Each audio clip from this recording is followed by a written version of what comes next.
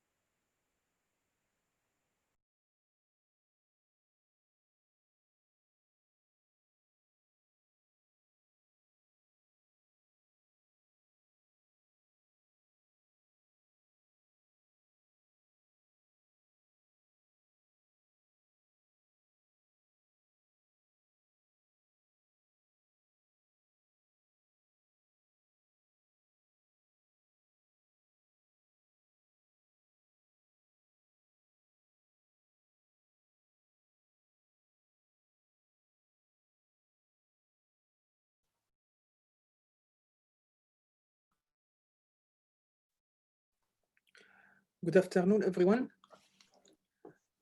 Thank you so much for joining the second half of CIA 2020 conference. And this session now will started with our keynote speaker, Dr. Khaldun Al-Bitar, and the chair of this session, Professor Mustafa Kamil and Professor Aziz Jafar. Professor Mustafa and Aziz, the floor is yours, please. Thank you very much, Dr. Ahmad. Let me introduce our guest speaker.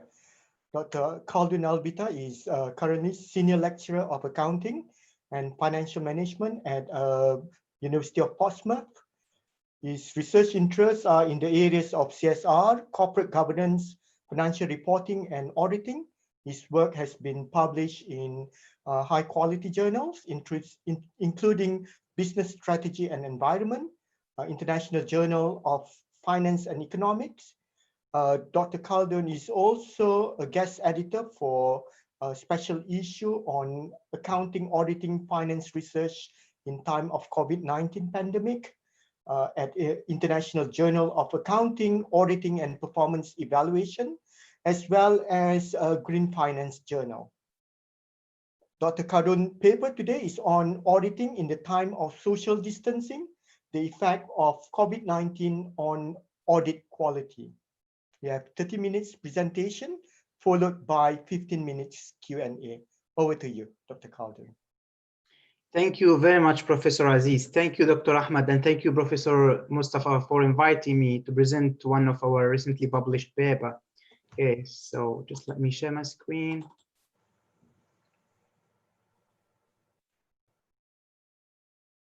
Okay.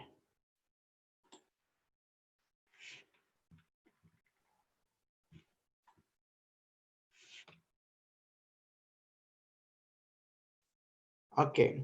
Hello, everyone. Good morning, good afternoon, and good evening, wherever you are. So I hope you're gonna enjoy this presentation, and I hope you're gonna get something, helpful and to generate some ideas for your future research. Today, I'm gonna present one of our paper that recently has been accepted in the Journal of Accounting and Information Management.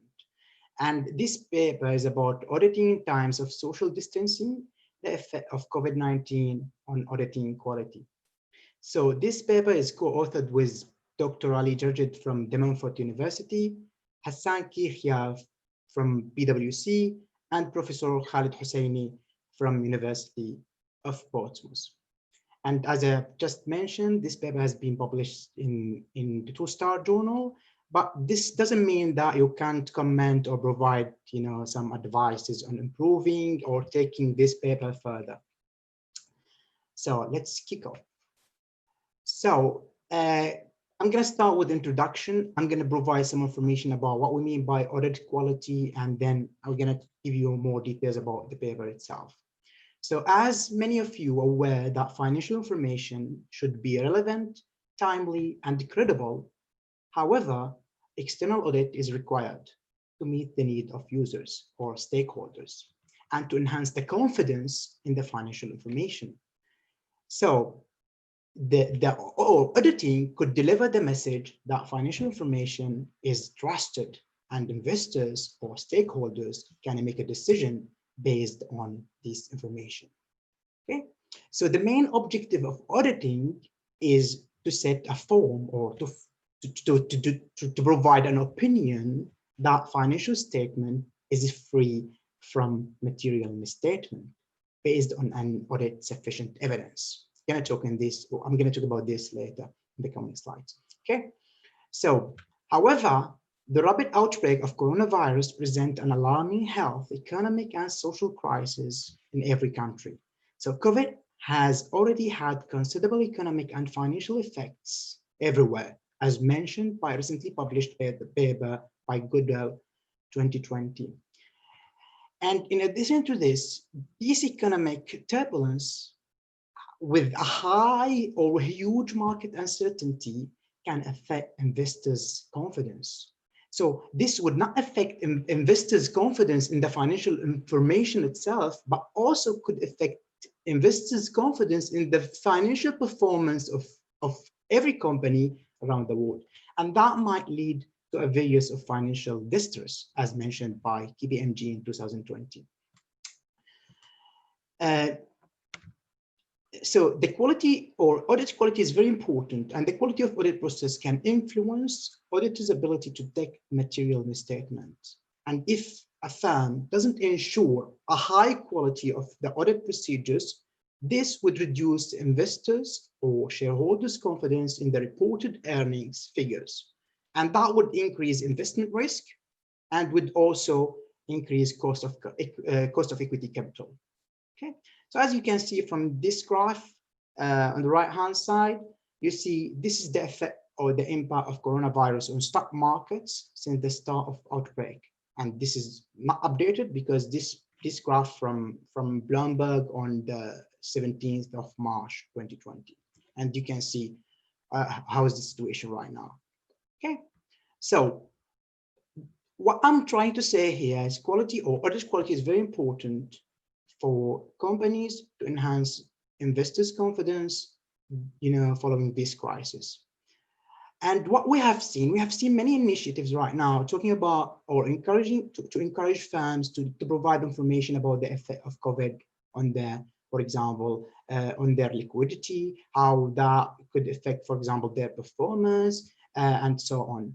So, and in addition to this, we have also noticed that there is a lot of guidelines for auditors, to deal with this situation, or what kind of action should be taken, what kind of consideration, because the uncertainty is really high.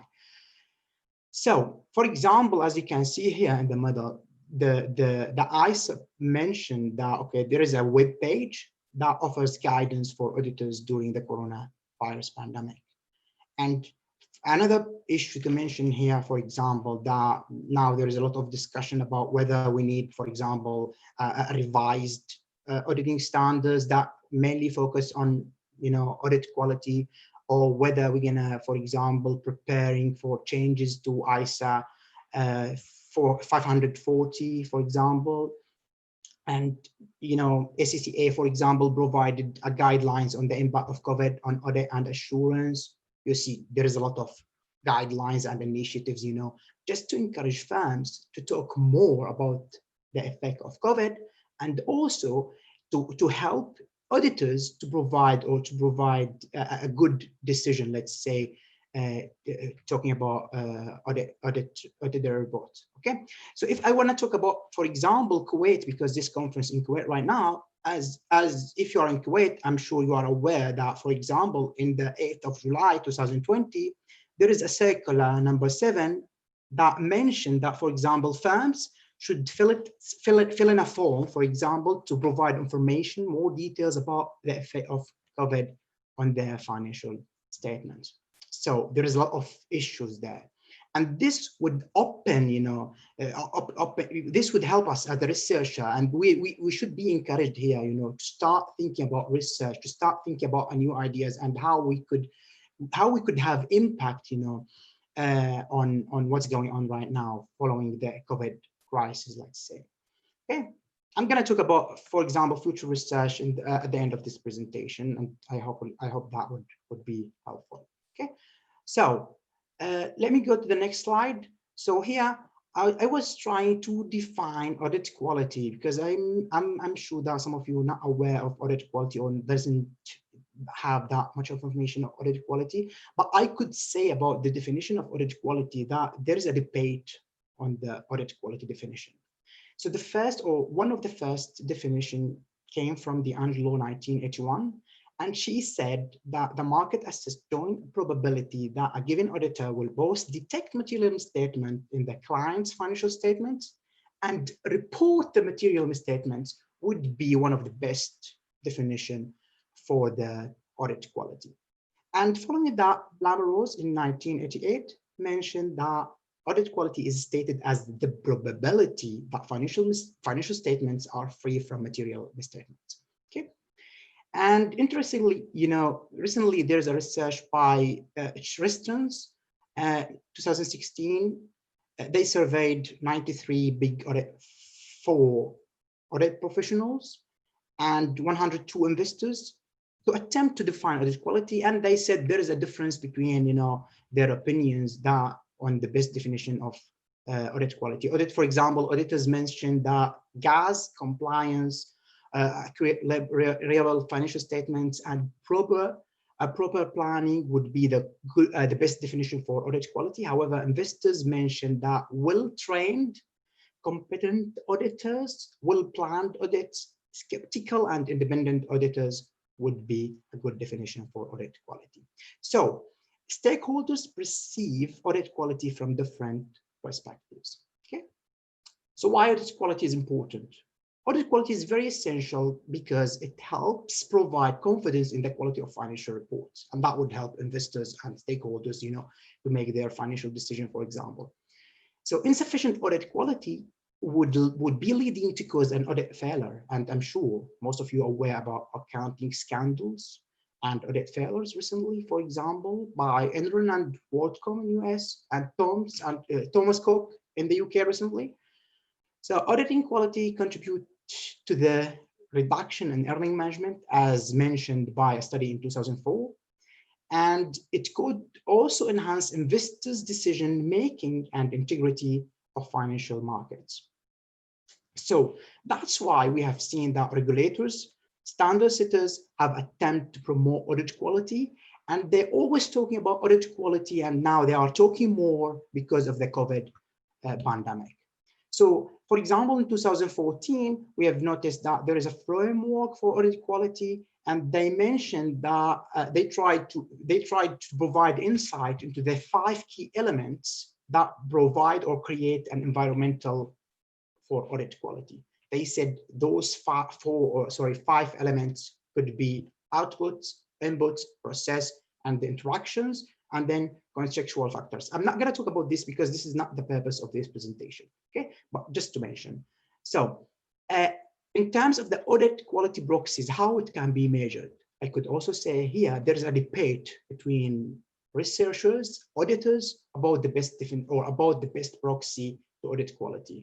So, but I could say that in general, audit quality proxies can be classified into two groups: input-based audit quality proxies and output-based proxies. So input-based proxies could be such as, for example, auditor size, audit tenure, and audit fees. However, in terms of audit-based proxies, that could be, for example, the likelihood of restatement, the auditor's propensity to issue going concern opinion, and discretionary accruals, for example. However, in 2020, a paper by Gu et al., they mentioned that they concluded that there is no agreement on the best and most payable measurement for audit quality. So now let's go to the motivation behind this paper. So we have been motivated by the notice that being published by the Financial Reporting Council in March 2020. So in that notice, that they provided information that that auditors they provided a guidelines, let's say, or a guide for auditors on the matters that should be considered in relationship to the or in relation to the impact of social distancing measure on audit quality.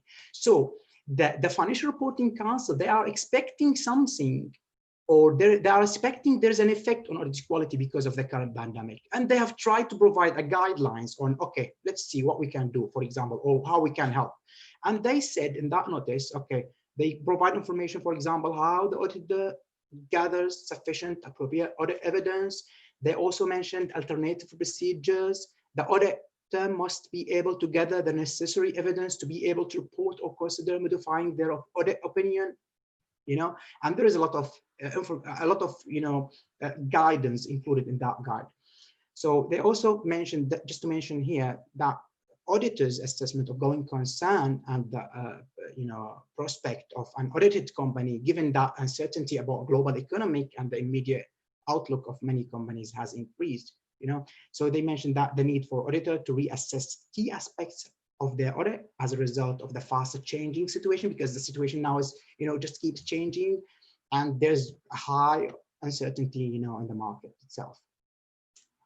And they also mentioned where the current circumstances have had a significant impact on delivering of the audit, the auditor will need to consider how to explain this in their annual or this in their reports, so in the audit reports, by reporting this in the key audit matters. And this is also a key issue here for future research, because if I have time, I'm going to show you one of the annual reports, and how auditors report. They have started to talk about, auditors, they have started to talk about the uncertainty in the key audit matters, and there is a lot of issue there. So that would be, a new area of research, let's say. Okay.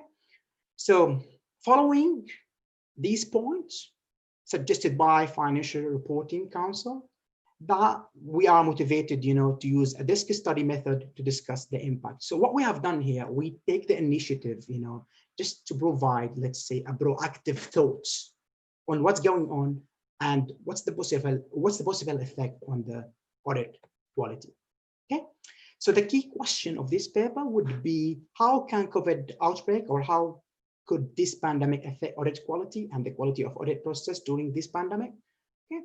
And we mainly focus on 5 key aspects that directly link to audit quality. The first one is audit fees, and the second one is going concern assessment, and then audit procedures, auditor human capital, and the last one, auditor personnel salaries, as you will see in the coming slide. Okay. So this paper provides a systematic picture for future researchers and investors, auditors, about the possible effect of social distancing or COVID, let's say, on audit quality. Okay, so let's start with the first aspect, which mainly on the audit fees.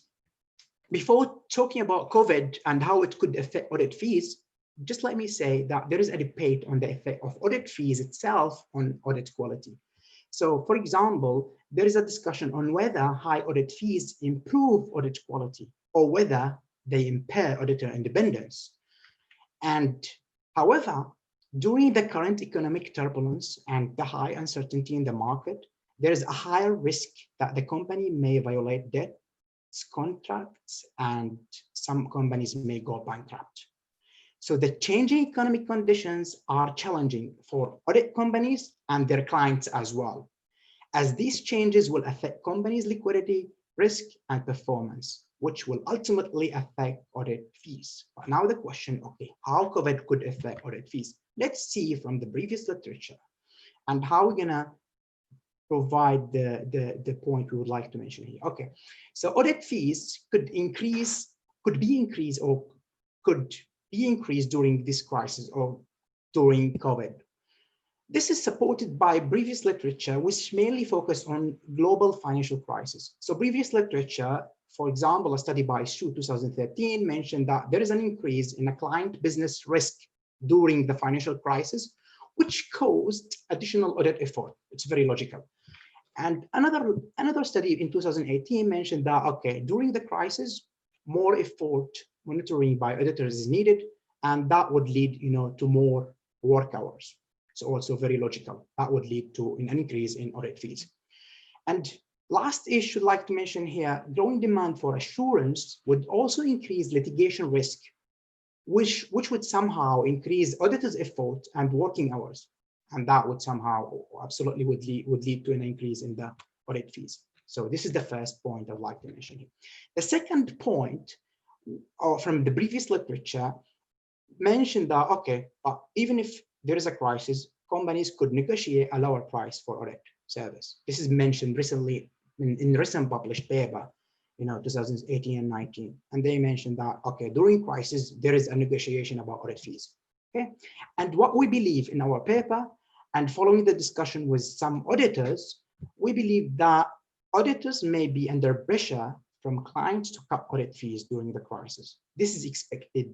The decline in audit fees appears to be largely affected by audit quality during the COVID outbreak. So decreasing audit fees would lead to lower audit quality, and this is what happening. This is what happening right now.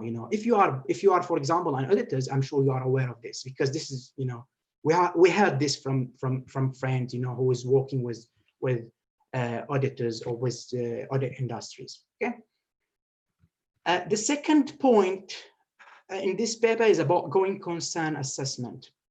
Auditors have taken conservative measures during the global financial crisis in 2008-9 by increasing the propensity to issue going concern. This is mentioned by Sue 2013.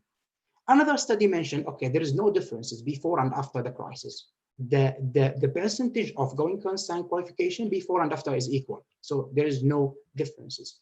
However, many companies implemented closure right now and reduces the level of sales. So it could be difficult for auditors to assess whether the current situation casts critical doubts on the company's ability to continue on going concern. It's not clear. Or in the extreme situation, whether the going concern, this is mentioned by KPMG, by the way. So whether the going concern basis itself is still appropriate as a base for the preparation of corporate financial statements. A lot of question here. Okay, so the probability, another research in 2007 mentioned that the probability of financially distressed company would receive a going concern opinion is influenced by the auditor's ability to detect financial uncertainties. Okay, so what we are expecting, okay, before concluding here, during the COVID-19 pandemic, the most common reason for issuing audit reports with uncertainties is because the doubts about the continuity of the company. So these uncertainties are related to the lack of liquidity and the deterioration of economic development of the company activities, as well as the economic crisis, that we are currently suffering because of the COVID pandemic. Okay. So to conclude here, many companies have a higher business risk because of this pandemic. We should expect to have a considerable impact on the completion of the going concern assessment, which seems to be associated with the audit quality. Okay. The first or the third point we have mentioned in this paper, but mainly about audit procedures. We said that during the COVID pandemic, because of the current situation, and companies could go, bankrupt or manipulate their reported earnings during this crisis, auditors have to increase the use of analytical procedures due to the fact that analytical procedures is cheaper, let's say. and it's easy to calculate. So auditors will try to rely more on analytical procedures that would help them to have a comprehensive understanding about the company's financial position. And thereby, this would lead to a reduction in the number of detailed tests, let's say. It's very logical because detailed tests is very expensive and take long time comparing with the analytical procedures. Taking in consideration that most of the communications during the COVID pandemic by emails. So thus, there is a potential threat to audit quality associated with gathering many explanations when considering fraud risk. Okay.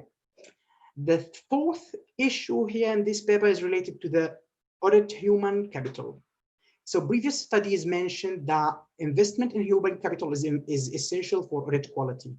And expertise, for example, professional knowledge can be obtained through different ways. For example, indirect experience, training, workshops. Direct experience could be, for example, interaction with the customers, which not possible right now.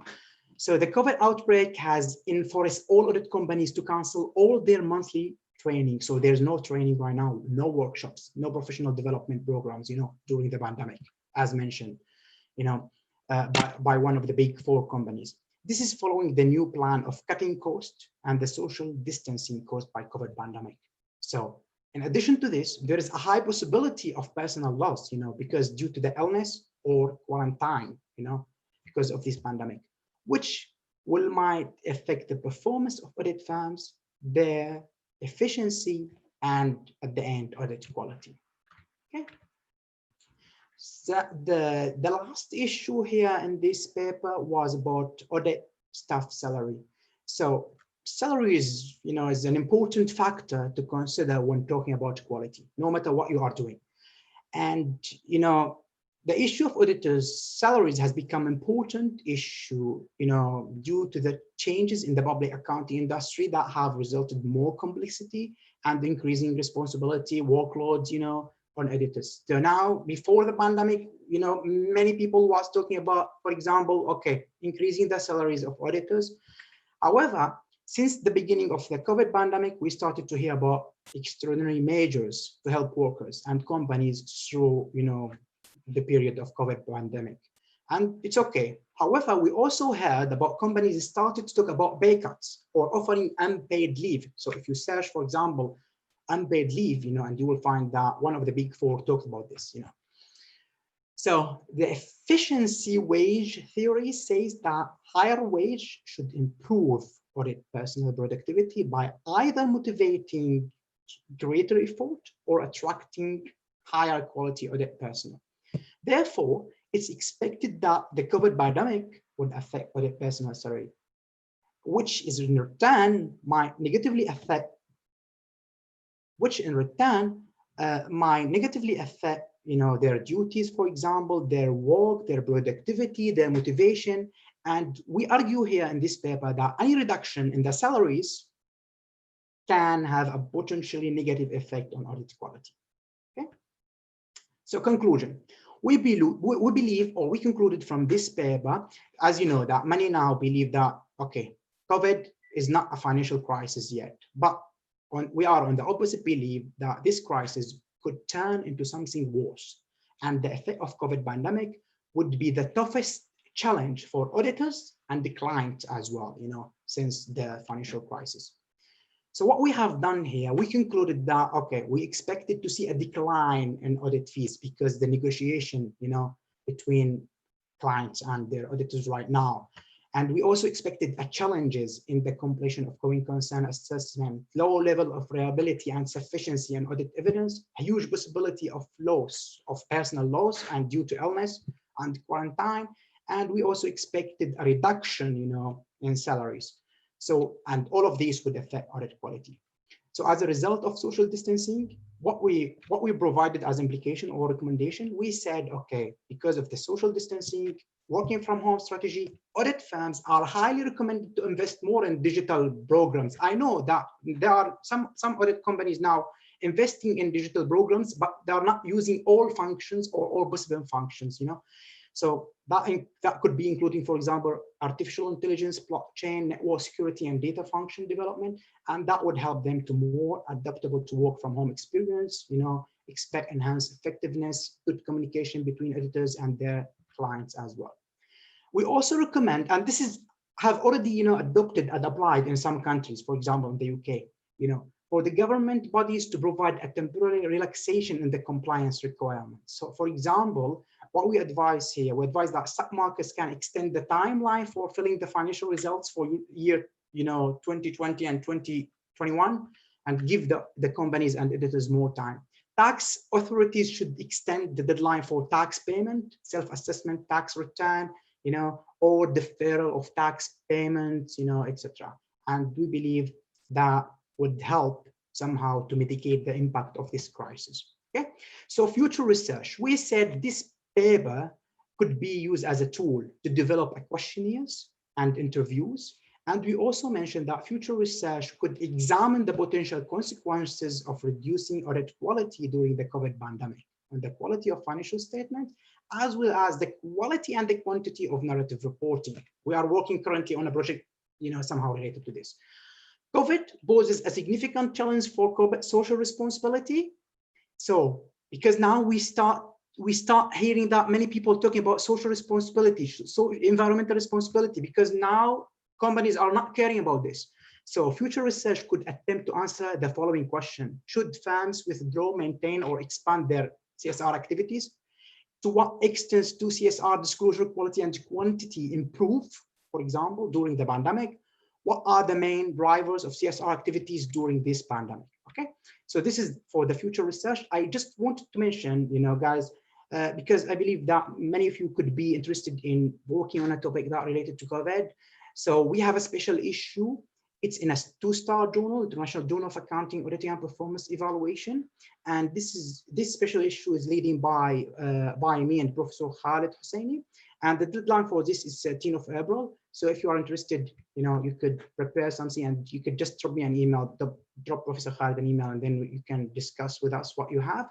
We have a lot of possible topics: the impact of COVID on audit quality, earning management, how COVID affects CSR, CAR, corporate risk disclosure during COVID pandemic, and there is a lot of opportunity there. I'm not going to talk about this too much because I believe, okay, you're going to get my slides, and I believe now my time is almost finished.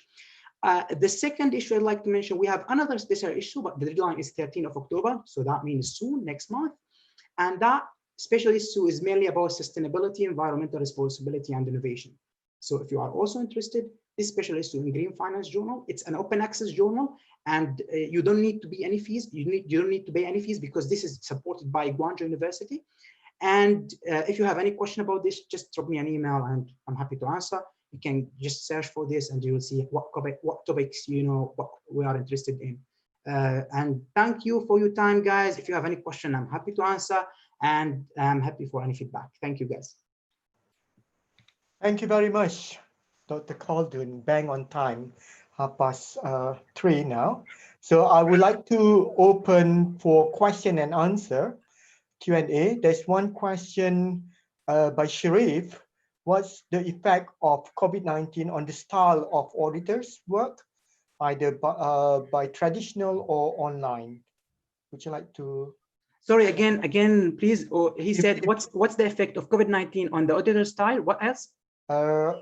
For the style of auditors' work, either traditional or online approach.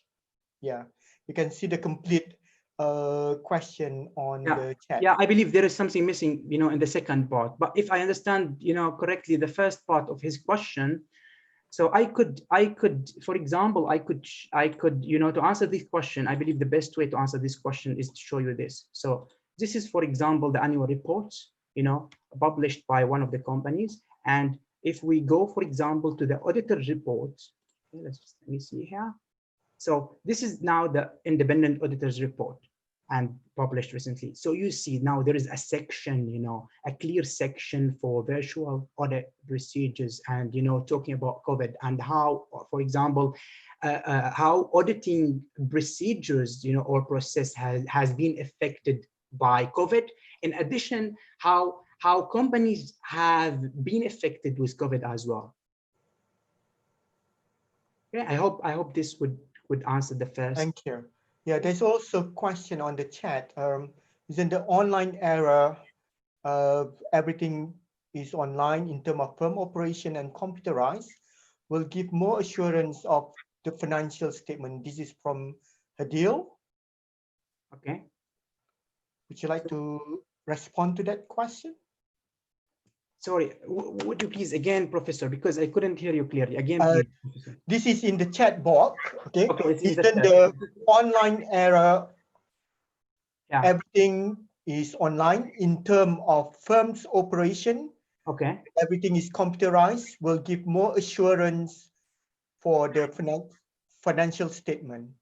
Okay, so if the question is whether that would give more assurance to the financial statements, and I believe it could, but there is also a risk here because now people talking about cyber security, you know, and I'm sure you know what about what happened, for example, with some universities here, and how, for example, some hackers could, you know, could access your data. And I'm not sure whether that would be a good idea if everything is online, and if, as Karen mentioned in her presentation, for example, if we have like a time or on time or live, for example, information or reporting. I'm not quite sure about this, but let's see what the future, you know, hide for us. Thank you. You know, I totally agree. This is a very topical and current issues. And in one of your slides, you mentioned the implication of COVID-19 on going concern. Perhaps we should also investigate the component of going concern before auditors reach whether or not a firm has issues with going concern. They need to assess different components. For example, the inherent risk, the audit evidence gathered, accounting estimate, as well as subsequent events. So perhaps those components will give richer information relating to companies going concern. Yeah. Any comment on that? Yeah, you are absolutely right, Professor Aziz. You know, the components of, you know, that would be, you know, an important issue to consider. Honestly, we mentioned the audit evidence and the quality of the evidence in the paper, but I've not presented this here. But we mentioned this. But as you just mentioned, I totally agree with you, honestly. But you know, the points we have considered in this paper is following the advice from someone from the big four companies, you know. So, but as you just said, I believe I totally agree with what you have just said, and I believe that would also be a good point to consider, you know, for future research. Thank you. Are there any other questions? There is a question from Dr. Hussein, Armani Hussein. This is on your special issue, mainly theoretical. It's difficult to collect data. Any response on that? Okay, I could respond on that. So honestly, there is a lot of opportunities on working on empirical data. And now, honestly, we currently, for example, for me, I've already a paper under review right now in a 3-star journal. We have used empirical, we have used a real data, you know, because now, guys, you can see a lot of information from the annual report. So for example, if you are interested in narrative disclosure, for example, you know, you will see a lot of information about COVID and how, for example, companies provided information on how they have been affected by COVID, for example, about risk assessment and how they dealt, for example, with any issue that related to COVID, related to their, for example, you know, liquidity. And in addition to this, you know, as I just mentioned in the presentation, even in the audit reports, you will see that there is a lot of information about COVID. So if you are interested in textual analysis or narrative disclosure, I believe you can get something, you can get data. It's not necessary, you know, to be 100%, let's say, theoretical. I believe now it's very early, you know, especially for accounting and finance research to work on this. But I believe if you start thinking about research idea, I believe you're gonna find something. Thank you. Is there any other questions? Yes, please. Can I have a question, Professor Aziz? Yes, go ahead, Professor Mustafa. Thank you. Thanks so much, Dr. Khaldoon, for very momentum paper about the effect of COVID in accounting and auditing. I just have, uh, let us put it like that, it's a kind of a comment, but just flipping the story a little bit. So the effect of COVID-19 on auditing and accounting, my question gonna be like raising the issues around how accounting and particularly auditing and specifically the auditing risk itself, which most likely auditors are going to rely on audit risk to plan their their procedures and stuff like that. How audit risk can absorb the effect of audit COVID-19. So I hope my point is clear. Yeah, I got your point. Honestly, it's a tough question. I'm sure not everyone can answer this question. No, it's a matter of planning ahead. So we are approaching now the end of the year where COVID-19 took place. Actually, would the auditors be able to incorporate that in their planning, their audit itself? So the other way around, is the audit risk framework actually ready to absorb this kind of events? So given I believe nobody knows this. Okay. So. Yeah, I believe no. Yeah, because we need some time to know whether can be observed or not, for example. But I believe the answer for this is not clear for now. Even for companies, for auditors, if you ask an auditor about this, I'm not sure he could provide 100% answer or a correct answer, let's say.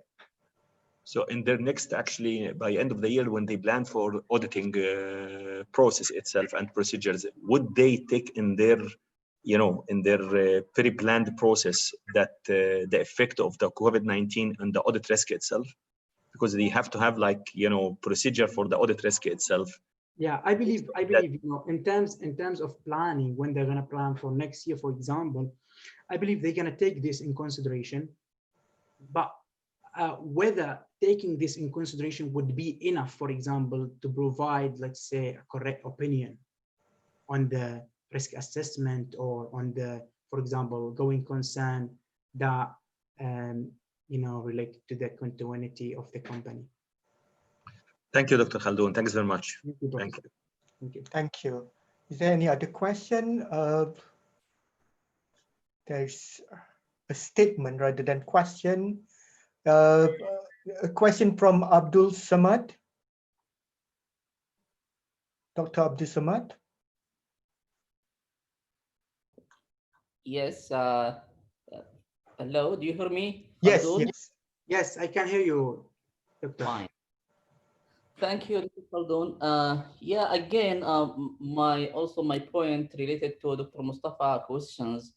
As you know, when we plan for the auditing, we need to take those types of risk, either the inherent risk or the, let's say, control risk, which will for sure reflect on the detection risk. So I think it's not waiting for the end of the year, but from now, I think most of the audit firm they will including let's say high percentage of the audit risk, especially the inherent risk, as we can consider COVID-19 under such type of risk. So that's mean they will have a tough year procedures. So I think they will increase their efforts, their procedures, their sampling, because many of the companies, we started to see the let's say the mid-year financial statements, the mid-year reports.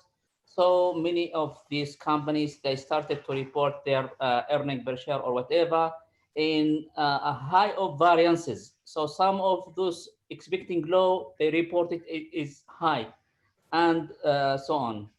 So I think they will take in consider such risk, and they will it will reflect on their procedures. So it will take a long of procedures, a lot of sampling. This is just feedback or whatever. Thank you. Okay, thank you, Dr. Abdul Samad. Thank you. Is there any other question?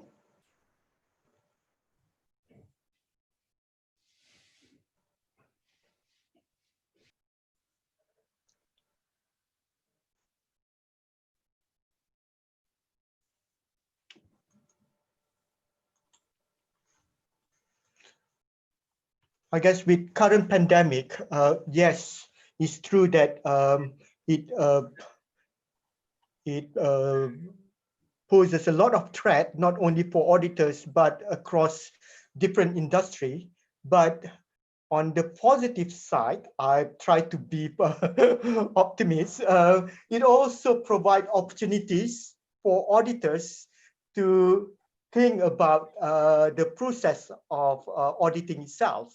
You know, the fact that the social distancing and all the challenges that we face, you know, it provides a lot of opportunities for the profession, for auditors to enhance the effectiveness, the efficiency of the audit work. Yeah, That's my comment. yeah, you are absolutely right. You know, if we could look to anything, you know, there is a positive and negative side. So absolutely, could be some advantages, you know, behind this. Yeah, but you know, the main story behind this paper is what we have just done. We have tried to take the initiative, you know, to provide some, you know, proactive thoughts for future researchers. That's great. Dr. Professor yes. Aziz, I think Toel Asia, I don't know, maybe his mic didn't work, so he wrote his question in Q&A.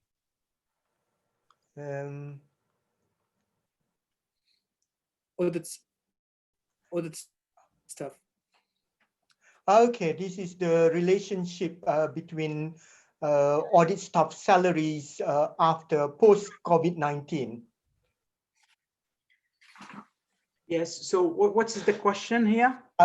Is a question relating to the relationship between audit staff salaries after COVID-19.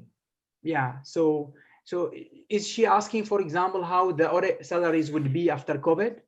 Yeah, I guess so, because the question is pretty short. So I assume it would be the impact of COVID-19 on audit staff salaries. Yeah, so if the question is about, you know, how COVID, for example, would affect audit staff salary after COVID, you know, in my opinion, I would expect that if the issue here, honestly, guys, is whether this COVID would be in a long, let's say, long term or short term. So we're going to consider the effect, you know, in the short period or in the long period. So if COVID is ended by the next or by next year, let's say, as you know, as expected, I believe that would not or will not see like a huge effect on, let's say, audit staff salary. But if for example this lasts for a long time, I believe there would be a huge effect, no matter whether it's positive or negative effect. You know, in my opinion, it could be negative because of the, you know, cutting salaries, you know, and using, for example, more artificial intelligence online working. So that means some you know, staff will not be needed anymore. So just an opinion, you know, it's not necessary not necessary to be the correct opinion, but we're going to see this after COVID. Thank you very much, Dr. Haldun. Thank you, I Professor. hope this pandemic, COVID-19, will end soon, inshallah. Inshallah. So I'll end this session and pass to Dr. Ahmad. Thank you. For next session. Thank you. Thank you very much. Thank you so much, Dr. for very useful presentation and topic.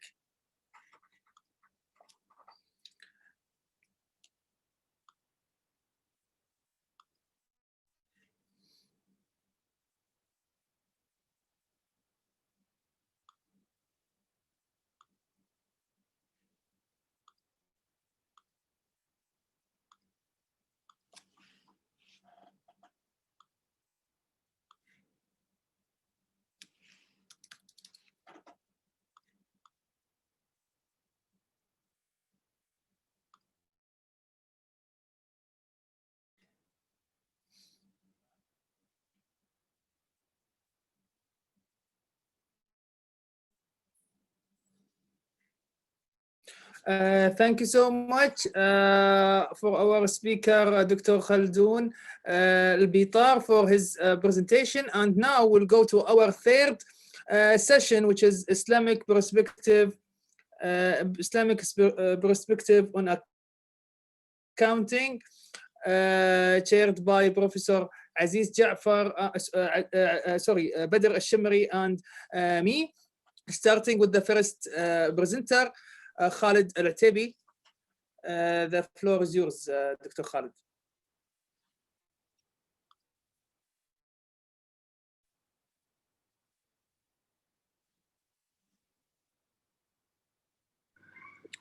Dr. Khalid.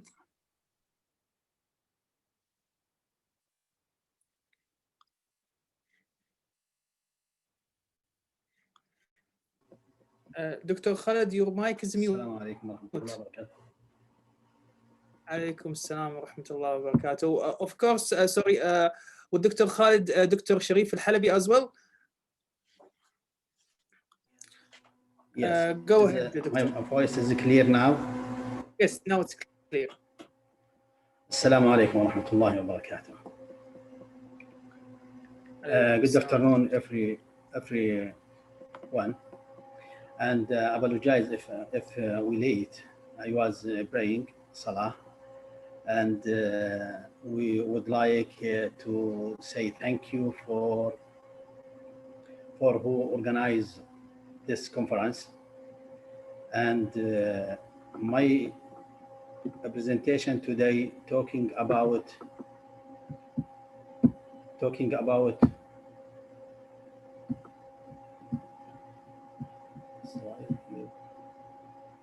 Is it clear, the slide? Yes, but if you can click to the third one, which is to make the screen a little bit bigger, maximize it. Yes, this one, yes, thank you. Yes. All right.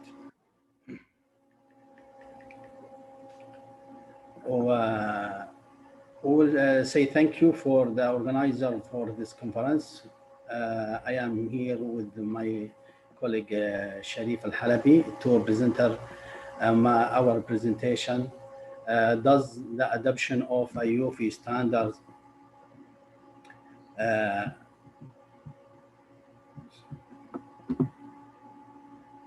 has macroeconomics and macroeconomics consequences. Our agenda into 8 steps or 8 section. The first section we will talk about the background of IUFI. The second section we will talk about the purpose of this study. The third one is the gaps in the literature review. And 4, the uniqueness of this study. 5, hypothesis. 6, research design. 7, main result. And finally, conclusion remarks. Let us start with the first point, the background. IUFI will talking about IUFI. This year, 2020 marks the 3rd anniversary since the IUFI began to issue standards for all Islamic financial institutions. One of its utmost achievement has been its worldwide adoption with more than 200 members in the over 50 countries. Until now, 2020, IUFI issued 26 financial accounting standards and 57 Sharia standards, 6 auditing standards, and 12 governance standards, and finally 2 ethics standards. The organization of IUFI, it's pushing the standard of Islamic to be improved and to be maintain the transaction of Islamic banking and institution. Also, the purpose that IUFI can be used as a starting point that may support and enhancing Islamic financial institution system of reporting. Therefore, a significant question raised about the motives behind this phenomena through the investigate the economic consequences IUFI adapting, which may inspire the Islamic financial institution to adopt like this standard. IUFI was not intended to replace IFRS. It provides complement that fills in gaps between Islamic and conventional finance transactions. The purpose of this study, the argument over the consequences of IUFI adoption at the time were very rare. The brilliant research of the literature for the field of accounting and auditing organization for Islamic financial institution can be grouped into three strands. The first one studies that measuring the compliance level, and second studies that investigate the determinants of compliance with IUFI, and the three studies that measuring the economic consequences for adoption IUFI. The number one and two is covered too much in the Bureau research, but the 3 point is still rare and still early stage as to the best of our knowledge. No an empirical study measuring the impact of IUFI adoption based in corporate and country level. This is the objective of this paper, and we will working in it in this presentation. Gaps in the literature report. There is no empirical study measuring the impact of IUFI adoption based in the firm as well as country level in separate study. Despite the growth and evaluation of Islamic banking industry around the world in terms of the size of investment and number of Islamic financial institutions, there is no comparable level of adoption of IUFI across Islamic financial institutions and countries.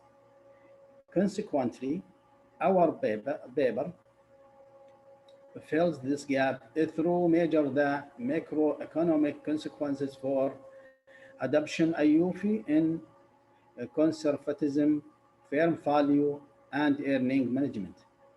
The study furthermore seeks to measure the macroeconomics effect of IUFI, standard adoption in openness to the exterior world, economic development, corruption, and stock market development,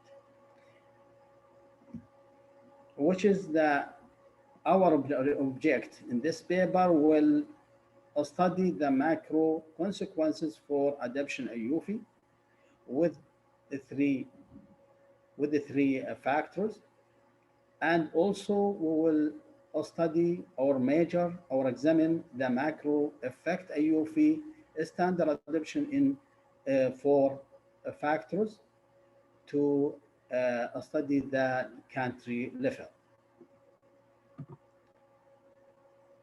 The uniqueness of the current study: 1, the majority of the related literatures using the international accounting standards, whereas this study used the different set of accounting standard named IUFI accounting standards.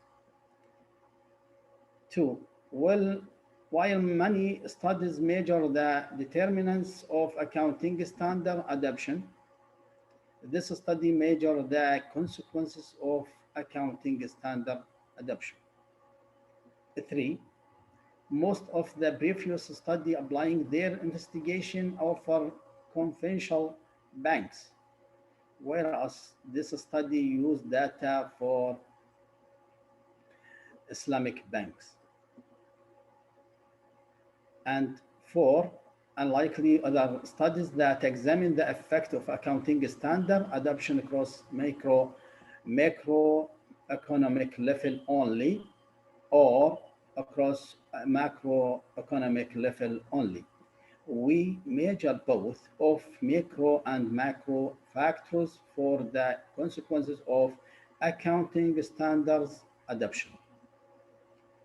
The 5, the related literature measure the consequences of accounting standard adoption on one country, whereas this study used data across 20 different countries.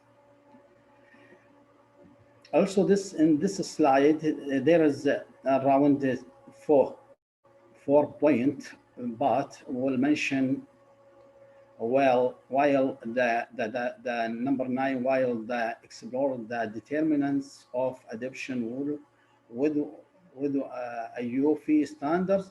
This study extend this study through measure the consequences of IUFI adoption.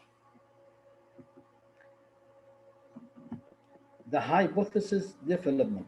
Macroeconomic consequences has 3 hypotheses. The first one, there is a negative association between IUFI adoption and earning management. 2, Islamic bank that adopted IUFI have more conservatism or conservative earnings than adopted other standards. 3, fair value is positively associated with adoption of IUFI. For the macroeconomic consequences, there is 4 hypotheses. Number 4 or number 1 related to the macroeconomic consequences, there is a positive association between IUFI adoption and increased value of FDI,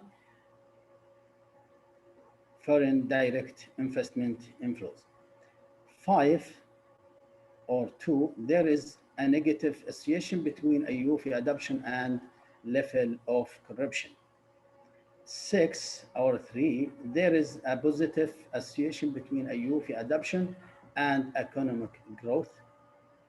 7 or 4, there is a positive association between IUFI adoption and development of stock market.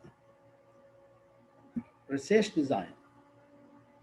Methodology and approach. The study draws on data from 122 Islamic banks across 22 different countries from the period from 2012 to 2018. Therefore, our sample produced 976 observations using an ordinary least square OLS approach. Our sample includes 22 countries, for example, Algeria, Bangladesh, Brunei, Iran, Jordan, Kuwait, Oman, Pakistan, and the other. The research models. Group 1, macroeconomics of IUFI adoption. Model 1, impact of IUFI adoption in openness to the Dr. Khalid, if you can summary, because your time will done soon. Okay. You can jump just to the result, please. Thank you. We'll move now to the summary of the variables, dependent variables, macroeconomic factors, and also in this slide, and the major and the resources, and dependent variable also, and this independent variable, how to measure it and the resources for that. It's clear in this slide. And regression analysis of macroeconomic consequences of IOFI adoption. IOFI is related or significant with FDI and Model 2 GDP, and 3 corruption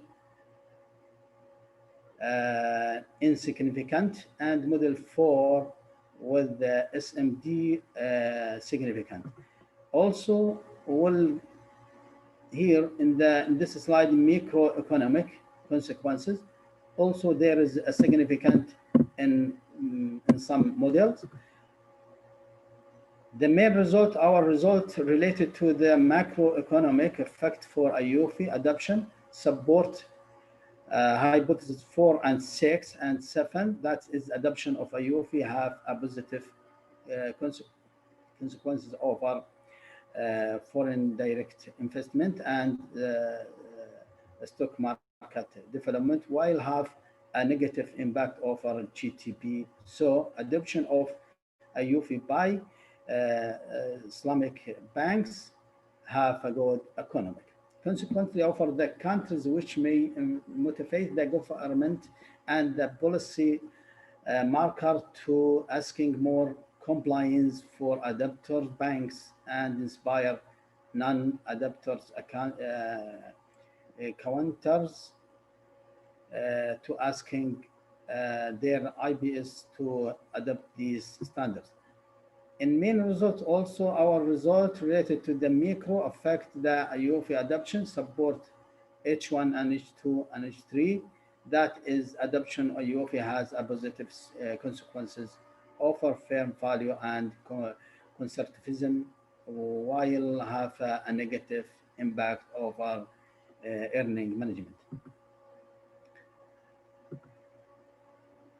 In conclusion, our results indicate that Islamic banks across countries that adopting IOFI are more likely to benefit from a higher increase in FDI, foreign direct investment inflows, market capitalization, and conservatism than non-adapters. Our results furthermore show that Islamic banks across countries that adopting IOFI more likely get benefit through decreasing the level of earning management while decreasing value of GDP and insignificant benefit concerning with corruption. Limitation and implication. Our findings are potentially useful for accounting standards, the standard and setters and financial market regulator, central banks, and decision makers in many countries, including those that have not yet decided to adopt IOFI through identifies the added value of IOFI.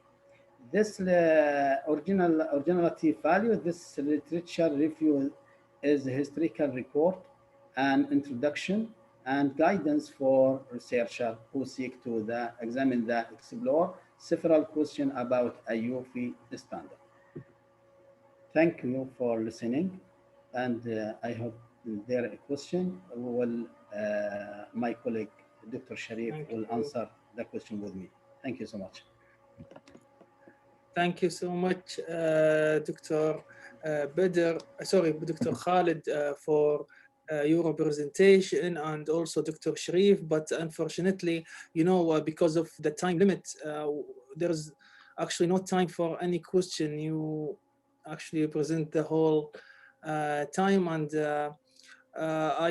please, if you can write your email in chat, so if anyone have the questions, they can reach to your email. In the end, I appreciate your time. I appreciate the useful and fruitful contribution of your paper. And now we'll go to the second presenter. Please, Professor Bedr. Yeah, now with Dr. Ja'far Salim to present paper number 8, Religious Diversity and Corporate Environmental Responsibility. Please, Dr. Ja'far.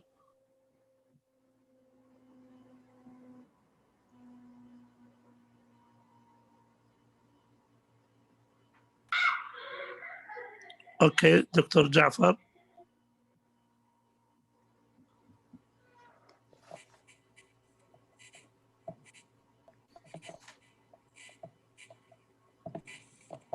Do you hear me? Yes, We can hear you. Okay, very good. All right, let me just maximize it.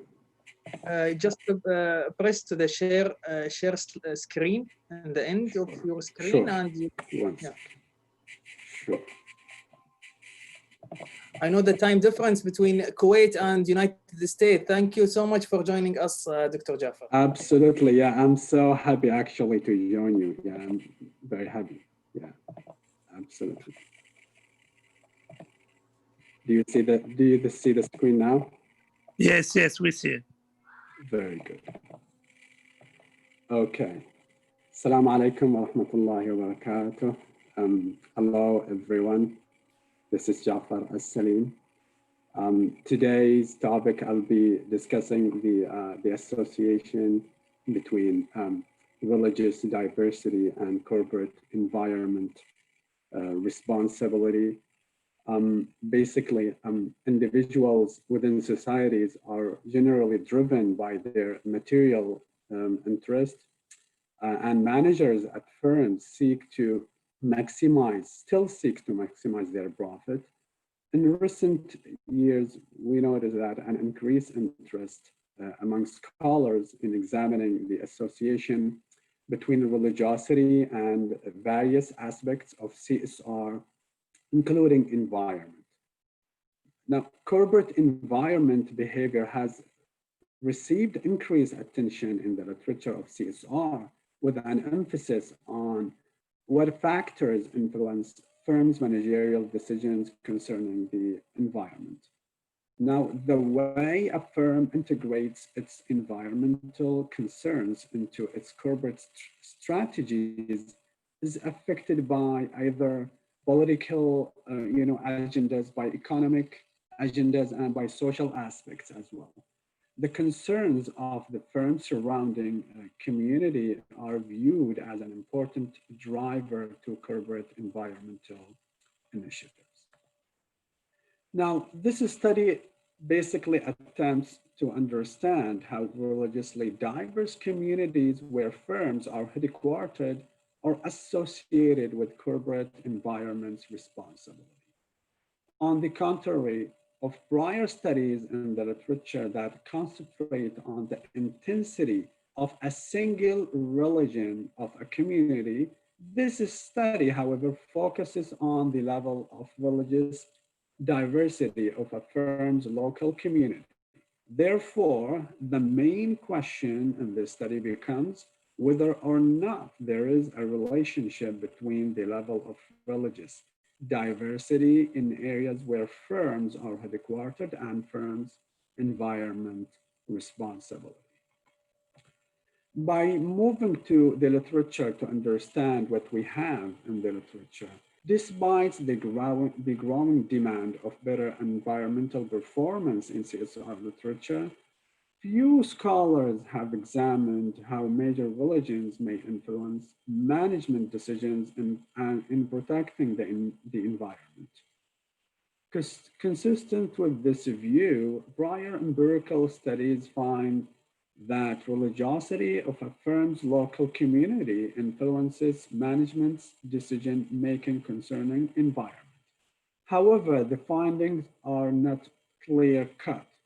For example, Du et al. In 2014 empirically examined whether and how Buddhism, as a major religion in China, of course, influences the corporate environmental responsibility of Chinese listed firms specifically in polluting industries. And that study found that Buddhism is positively and significantly associated with firms' environmental responsibility. On the other hand, Su et al. In 2015 examined US firms where they are headquartered within religious communities and find a negative relationship between managerial environmental practices and religiosity, primarily Christianity of the surrounding community.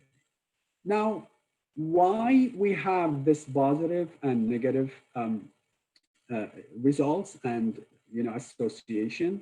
Some scholars argue that these mixed findings could be due to the variations in teachings, guidance, values, and principles that exist among different religions, which may subsequently influence firms' environmental initiatives differently.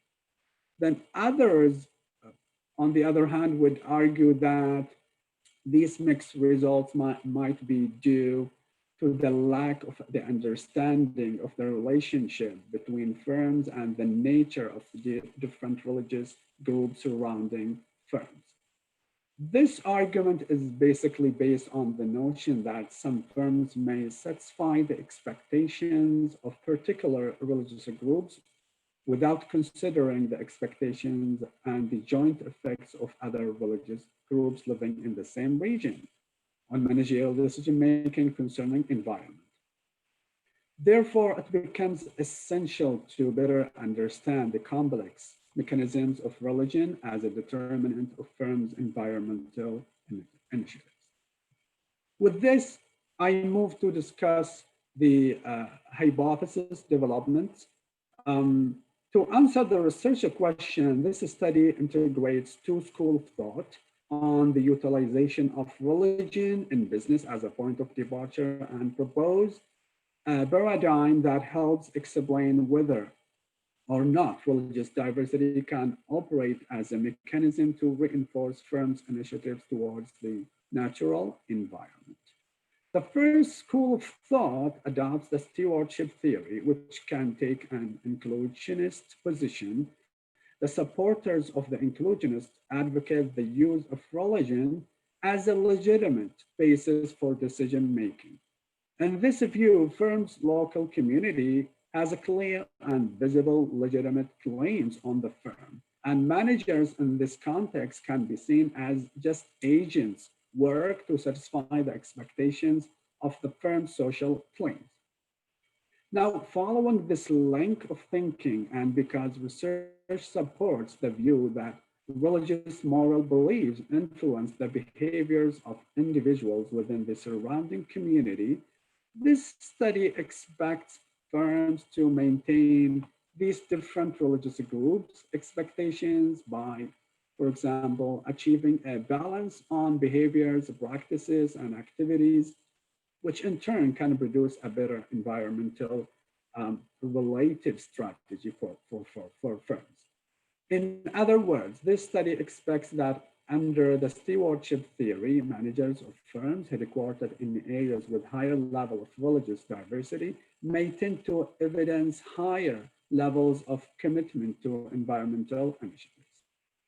Moving to the second school of thought, which adopts the dominion theory, which can take an exclusionist position. The supporters of this view reject the use of religion because they argue that religion is not a neutral ground of moral principles shared by diversified people. This line of theory, however, supports the notion that people are superior to nature and have the right to use and even exploits the nature in any manner that meets their needs. But also, there's a possibility here that manager may ignore any differences in religious values and practices toward environment among firms' community, and therefore consider environment as a way to achieve firms' maximum economic benefit. Therefore, under the dominion hypothesis, this study expects top managers of firms headquartered in areas with higher religious diversity to support fewer environmental initiatives. Now, based on these two competing philosophies and the fact that local community may have different interests in the firm having a better treatment of environment that stem from its religious beliefs, this study expects that religious diversity can be related to a firm's managers' behaviors in the context of environmental concerns. Therefore, considering this argument, this study follows the null hypothesis on the association between religious diversity and managerial supports for environmental initiatives, and expects no relationship between religious diversity and corporate environmental responsibility initiatives. This study contributes to social science literature, or specifically, let's say, the literature of diversity. Prior studies basically examined the relationship between a single religion of local community and the corporate environment responsibility, though the findings are mixed. This study, however, builds on these existing studies and considers the relationship between the joint effects of multiple religions living in the same area. In addition to that, the study contributes to the accounting profession, as it has been argued by some scholars that there is a natural link between CSR and accounting, because the accounting profession has a general responsibility for the measurements, disclosures, and assurance of information, including CSR-related information. The research design of this study, basically this study uses data of years from 2000 to 2015. The final sample of this study is 24,374. And the study focuses on the US because the study believes that the US provides an institutional context where all world's religions are represented, each with their own distinct beliefs, values, and practices and cultural traditions. The model includes the demographic characteristics to isolate any effects might be occur from any demographic effects. So this study controls for some demographic characteristics. Industry and year fixed effect are also included. The main dependent variable of the study is environmental net, or ENVNet, which has been constructed using data from KLD, which has been acquired by the Morgan Stanley Corporate Investment. This variable has been constructed using the difference between the strength or the positive indicators and the concerns or the negative indicators among the KLD data. The main independent variable in this study is religious diversity, which has been constructed using data from the Association of Religion Data Archives and adopting Shannon Diversity Index. Now, after running the model, the initial results show a positive association, as we can see in column 1, a positive association between religious diversity and corporate environment responsibility. And column 1 is without demographic characteristics. And even though after adding and controlling demographic characteristics, the result remain hold, and we see a positive association in this relationship. Now, in conclusion, this result basically suggests a positive association between firms headquartered in highly religiously diverse areas and corporate environment responsibility. This may mean that religiously diverse areas may have a positive influence on corporate behavior. In addition to that, this study may provide additional evidence that religious diversity can be an important mechanism when constructing CSR plans and strategy. With this, I end my presentations, and I will be happy to receive any comments, feedback from you. Thank you so much for your time and listening.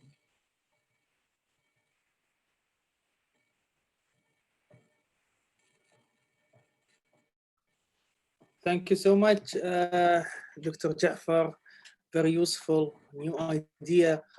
I really like this presentation and the idea behind it. Just please, if you can summarize the contribution of this paper, please. The contribution of this paper, let me go back to the slide just for you to see it. Basically, the contribution of this study that this contributes to the social science literature, or specifically, let's say, the diversity is research type of studies, and because prior studies mainly examine the association between a single religion or sometimes a single denomination or sect within community and the corporate environment responsibility. And the findings are mixed. So this study basically builds on these studies and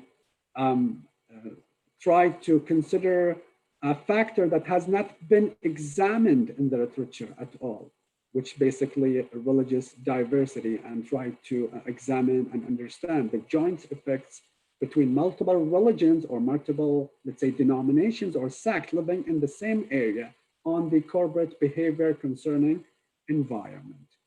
And it basically also contributes to the accounting profession, because CSR is argued to be a part of the accounting professions, because accountants in general are responsible for measurements, disclosure, and assurance information, which may include CSR-related information. Yes. There is a question from Dr. Abdul Samad. Please, Dr. Abdul Samad. Yes, thank you, Ahmed. Thank you, Doctor. It's really important topic, how we can look for the religious diversity in the context of the business. I'm just thinking, just a brainstorming. This is we need to look for a new direction, a new way of measuring the diversity of religious, because I don't know, just the headquarters of the firms surrounding by church or masjids, I'm not sure if it really gives us like a full image, a full understanding is to reflect it's really this community are religious or not. So I don't know, because we need to enrich that literature of religious perspectives to looking for different direction, but which direction actually I don't know. I have one of my paper. Sorry. Go ahead. One of my paper I did in Malaysia. Actually, I compared between Muslim CEO and non-Muslim, and this is easy to measure in diverse country like Malaysia, where they have Muslim or non-Muslim. So I assume that the Islamic perspective will influence them to do well in terms of CSR. But actually, we need to look for new direction, for new way to measure religious diversity in the communities. Thank you. Thank you so much for your feedback. Actually, this study relies on quantitative, data, secondary data. But what you are referring to, I think, which is very fruitful, that referring to qualitative data, like, for example, measuring the religiosity or religious diversity of CEOs or top managements in Malaysia, for example, by doing surveys or, interview them actually, which is a very good, a technique that may support actually the quantitative methodology that I refer in this study. Thank you so much for your feedback. I like it. Thank you. Professor Better. Thank you, Dr. Mustafa, Dr. Abdel Samad. Professor Better. Yeah, now with Dr. Maryam Al-Anizi to present paper number 9. Please, Dr. Maryam. السلام عليكم ورحمة الله وبركاته. وعليكم السلام. عليكم السلام. Okay, I will share my screen.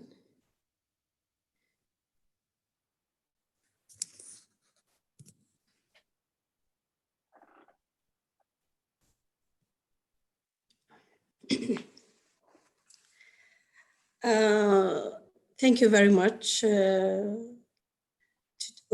I'm glad to be here today to present my paper. Okay. I'm Dr. Maryam Al-Anizi. I'm a lecturer at the Public Authority for Applied Education and Training. I'm a founder of Gulf Hubs for Economic and Marketing Consulting. Today I will present a comparison study of the financial performance of Islamic and conventional banks in the MENA region. This is my presentation. Everything is okay? Clear? Yes, it's clear. Yes. Okay. First of all, I will go through this outline.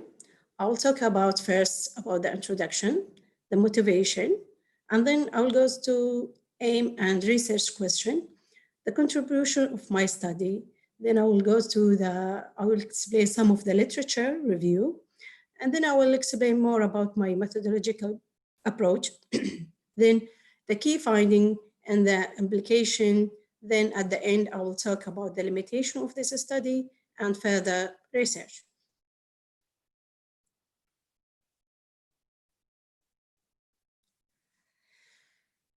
Introduction and motivation. Several sources appear to suggest that many Islamic banks suffered much lower losses and were more stable during the financial crisis, the previous one, than many conventional banks.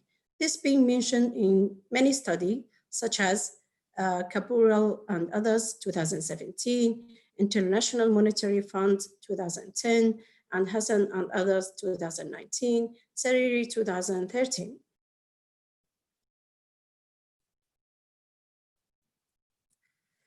There could be a potential for conventional banking to develop strategies based on the strength of the Islamic system, banking system, and apply them to their operating procedure.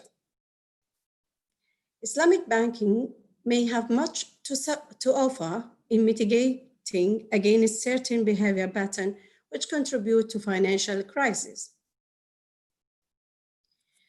Prediction of next financial crisis were made in 2018 in economics, 2018, 14, 2018 as well. And for this COVID-19 has made this prediction true. However, the general literature that compared Islamic banks to conventional bank performs still crescent. Not all have the same results or the same conclusion.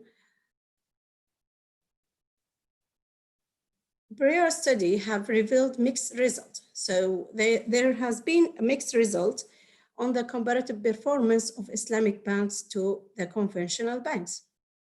And the debate is still ongoing.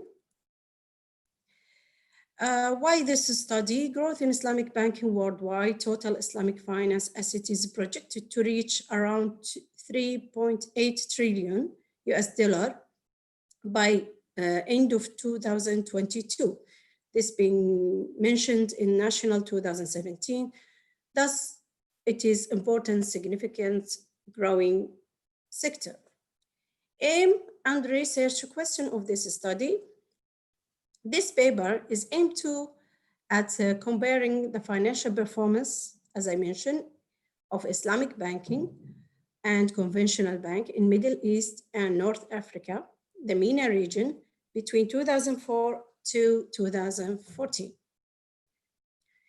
The paper addressed the following question. Three main questions.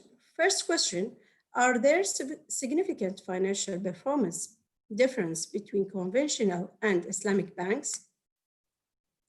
How was the financial performance of Islamic bank when compared to a conventional bank in the period between 2004 to 2014?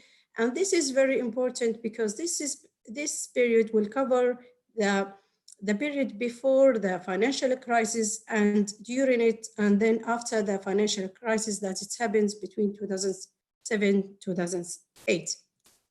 Third question, research question, does the use of artificial neural network, ANN, improve the explanatory power of the significant difference between Islamic and conventional banks? So the contribution of this study, growing literature on Islamic finance, particularly to the literature that compare performance of Islamic banks to conventional banks. This study goes beyond one country. So there is so many study has been done in one country as compared to other study, and this study come also beyond the GCC countries. So some study cover the GCC country, but in this study we cover the MENA region, which we include 15 countries. This study covered the period before, during, and after 2007, 2008, the global financial crisis and also we cover the area after the crisis. So since the span of the time is between 2004 2014, the study contributes to the crescent literature on Islamic banking, giving more insight on how the compliance to the Sharia principle may affect financial performance. Prior study have revealed mixed results. Also, there is a contribution to the methodological part, since there is a use to two different models, the multivariate linear regression, and also the artificial neural network, which is a nonlinear approach. The usage of nonlinear model, which is the artificial neural network, has rarely been used in evaluation bank financial performance. Study advanced the usage of nonlinear model and shown that ANN technique improved the study results. Potential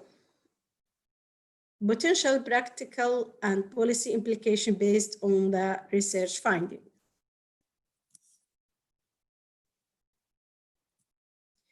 For instance, the study has shown that credit risk and credit score have an impact on both the Islamic banks and conventional banks in the MENA region. Thus, banks must strengthen credit risk management in order to improve the bank asset quality. Literature review of this study. Islamic banks are similar to conventional bank, except for the four principles that they follow according to Sharia law. Islamic bank follow principle of Sharia law, which is prohibition of uncertainty, which is called gharar, the prohibition of interest, which is called riba. Money is not a commodity as itself, and the prevalence of justice, which is mentioned in Azmat's and other. I choose this study as the newest, and it's been mentioned in several literature. Kabural as well, and other 2017. Foundation of the Islamic banking model is the promotion of equality and fairness in the financial dealing of society. The principle of profit-loss sharing form a cornerstone of Islamic banking. Islamic banking dealing with their client as a profit-loss sharing with the client. Conventional banking model is tailored toward capitalistic ideology. A basic economic problem is the relative scarcity of resources available to satisfy the endless want, where economic man is self-seeking and system largely devoid of ethical value. based on economic system of self-seeking motives which make them more susceptible to excessive risk-taking. So in conventional banking system, they are more taking risk. Financial performance of bank is influenced by several factors which can be categorized into internal factor and external factors. Abid and others, 2018, Ali and Buha, 2019. Internal factors could we consider bank-specific, such as bank size, capitalization, liquidity, loan intensity, financial leverage, asset quality, operating efficiency, age, ownership, taxation, and others being considered as an internal factor that influence the bank performance. The external factor as a macroeconomic factors such as GDP, inflation, market capitalization, and other. Okay. Several comparative studies on performance of Islamic bank and conventional banks have been undertaken from different perspective approach, such as Alexis and other 2018, Khadiri and others 2015, Olson and Zobi 2008, Samoy and Salah 2012, Sereri 2013. However, the findings of performance are mixed. Some studies in literature found conventional banks to be more profitable, such as Alexis and other 2018, Smoy and Salah 2012, Zarouk and others 2016. Other studies showed Islamic bank as a better performance than the conventional banks, such as Abdifar and others 2013, Iqbal 2001, Olson and Zubi 2008. Some study did not reveal significant difference in a study such as Billions and Hasiki 2012, John and other 2014. Islamic finance literature is a crescent difference in period, time, method, country, variable. So there is so many different study being done, depend on the period, the method they use, and the country, and the variable that they use. This study is important as the global growth in Islamic banking in MENA, one of the world's fastest growing market in the banking and capital market sector. Dr. Mariam, your time's done, but if you can go quickly to the results so other people can ask a question. Maybe, okay, thank you. This is my methodological part. I use BankScope and World Bank database as a database. I use 35 Islamic banks and 73 conventional bank for, as I said, in MENA region for this period. I use two different techniques. Those techniques for the dependent variables, I use return on asset and ROE, return on equity. Independent variables, bank-specific characters, I use bank size, capital risk, loan intensity, financial leverage credit, operating ratio, and Z-score. The macroeconomic variables is GDP and the inflation. This is the model, the multivariance, okay? And this is the neural network. The key finding. The study has found that there is, how many minutes left, Dr. Ahmed? Actually, you are done, actually. Okay, I started late, by the way. Okay, 2 minutes. The study has found that there are, Okay. I'll try my best. Okay, thank you. The study has found that there are a significant difference that exists between Islamic. There is a significant difference between Islamic bank and the conventional bank based on the financial variable examined during the period. Only credit risk was not statistically significant between both of them. And the study found that whilst bank performance was relatively higher in conventional bank, this fluctuated. So it's also fluctuated even if there is a high performance. Conventional bank in many countries were impacted more by financial instability than Islamic one. Here I can conclude here in this result. The results for Islamic bank reveal higher value of the capital ratio after 2008 compared to the period before 2008 with a value 1.4 after 2008, which is after crisis, financial crisis, and before the financial crisis it was 1.143. This reflects an increased capitalization of Islamic bank following the global financial crisis explained by regulatory requirements. Okay. Insignificant difference was observed in the financial variable for an Islamic bank within the region before and after the crisis. And thank you very much. Macroeconomic variable affects both of them, the Islamic and the conventional bank. Okay. Can I go through implication or that's it? I think it's clear enough. Thank you so much. Okay, thank you. Just there is a question. But before, let me ask you a quick question. It's good in dependent variable use ROA and ROE, but both of them are short-term performance. You need to add a Tobin Q to see the low, and then you can confirm the Tobin Q with ROA and ROE if all of them have the same result.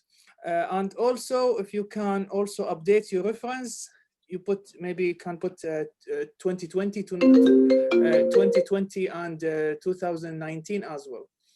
We have a question here.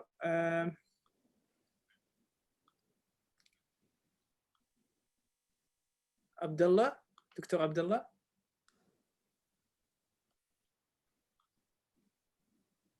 Your mic is mute.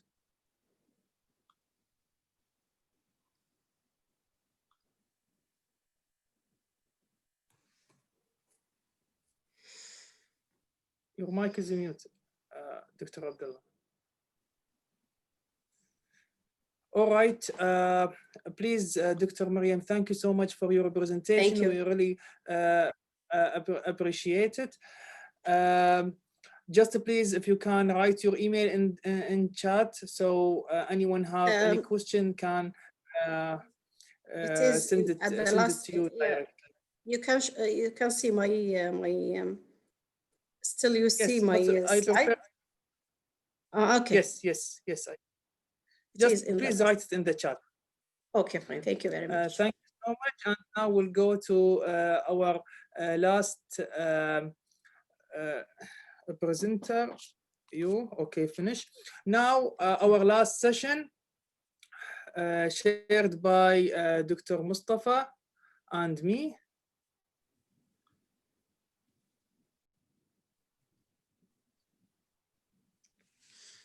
Thank you so much, guys. Thank you.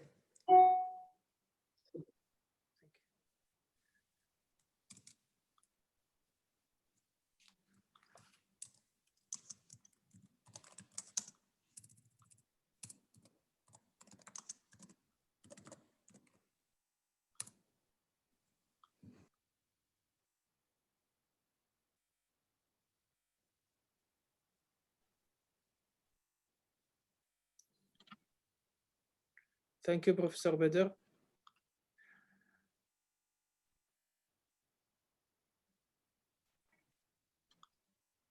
Assalamu alaikum. And welcome everybody, and good afternoon for everyone. We're gonna start now the last session of our conference. We're gonna be having 3 papers presented in roll actually, paper 10, 11, and 12. They are all around the theme of corporate social responsibility. One of them is actually do social sustainability affect credit rating, corporate social responsibility and tax avoidance, and the effect of corporate social responsibility in institutional investors. Every paper going to be having 20 minutes, 15 minutes presentation, and 5 minutes for discussion. We're going to start by first paper in our session, does social sustainability affect the credit rating? Evidence from the banking sector on GCC by Anan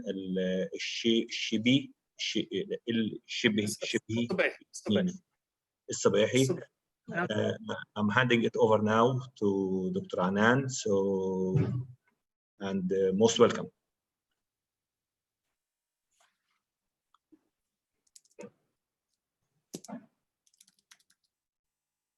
Dr. Anan. Yes, Assalamu alaikum. Wa alaikum assalam wa rahmatullah. So is my screen shared?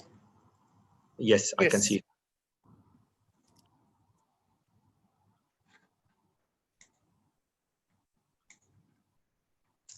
Shall I start? Yes, please. Yes, please, go ahead. So it's 49, not 45. I have this for 4 minutes, if you please. You do have 5 minutes in this case, don't worry. Thank you. So good afternoon, everybody all over the place, all over the globe. Hope you are all safe. Thank you for the scientific committee, for my chair, and Dr. Ahmed for this marvelous commitment in the pandemic. I think I'll go through a very brief paper in 15 minutes. I hope you will get interested and you'll get useful information to see, does the social sustainability performance affect credit rating? And how about the evidence if it comes from the banking sector and GCC in particular? So this is Anan al-Swahi talking from Kuwait. So we're living in a world that have been doubled in population number in the last 40 years. And indeed, this number is continuing to rapidly increase and double in the near future. However, we are, as people, still living in the same planet, using the same resources, consuming more, polluting more, and doubling in number. So this raised the question, banks as a major player in the market, do they do anything about it? Well, yes, why not? If they cannot, who can? Those people in the picture represent 130 banks holding 47 trillion, which is approximately half of the world economy, and 15% of all what we have as assets. And they indeed came together and sit to commit to the climate action and sustainability. So do banks and other players in the market do anything for free? Or they have to understand very clearly how does that affect their economic situation and their survivalship. So this raised too many questions for researchers, including myself, and put together for me the research aim to identify the impact of being socially sustainable. And let's look at the impact on credit rating, for example, in Gulf countries. Why credit rating? I'll tell you in a minute. So I don't have time to go to background and context, but I have to highlight something for you as main terminologies. Sustainability and CSR, like for example, CSR gave birth to a new conceptual agenda called sustainability. And this is mainly now the new umbrella and broader umbrella for CSR. But there is no uniformed terminology for environment, yet there is an agreement that it covers 3 main dimensions: economic, social, and environmental. Okay, so I chose the social sustainability, which is one dimension. Why is that? Because in the literature, they found that the sustainability activities now are getting wider and multidimensional. So to target a tackled question and to know what is sustainability having impacts or consequences or determinants on any question, we have to slice it. So I chose the social part because of the developing nature in the developing countries. There is a very good ties between social dimensions and those countries because they are still developing. So in nature, they are in need and they are poorer. So they need more health, employment, education, etc. Plus, many of the developing countries, unfortunately, are Muslim countries and Arab countries. And based on their faith, there are social ties as well. So IGRI 2008 proved that the social dimension is very active in those countries. However, I'm looking at the GCC countries. They are yet classified developing countries, but they include some of the richest countries in the world. So how does all that come together in one picture? And what about banking? We are living now in the pandemic, and we are all closely watching the banks, their liquidity, their survivorship, their performance. Why? Because we learned from 2008 then that when banks go down, everything will go down. So it's crucial to set a role model from this sector. Plus, the banking sector already from the literature have proven that it's a leader in responding to societal needs, which means that if banks started, all over the other sectors will follow. And from a theoretical perspective, we have a support like the stakeholders theory. It states that like companies and banks can improve their competitive position through sustainability activities. Okay, what the literature done until now, sustainability and credit rating.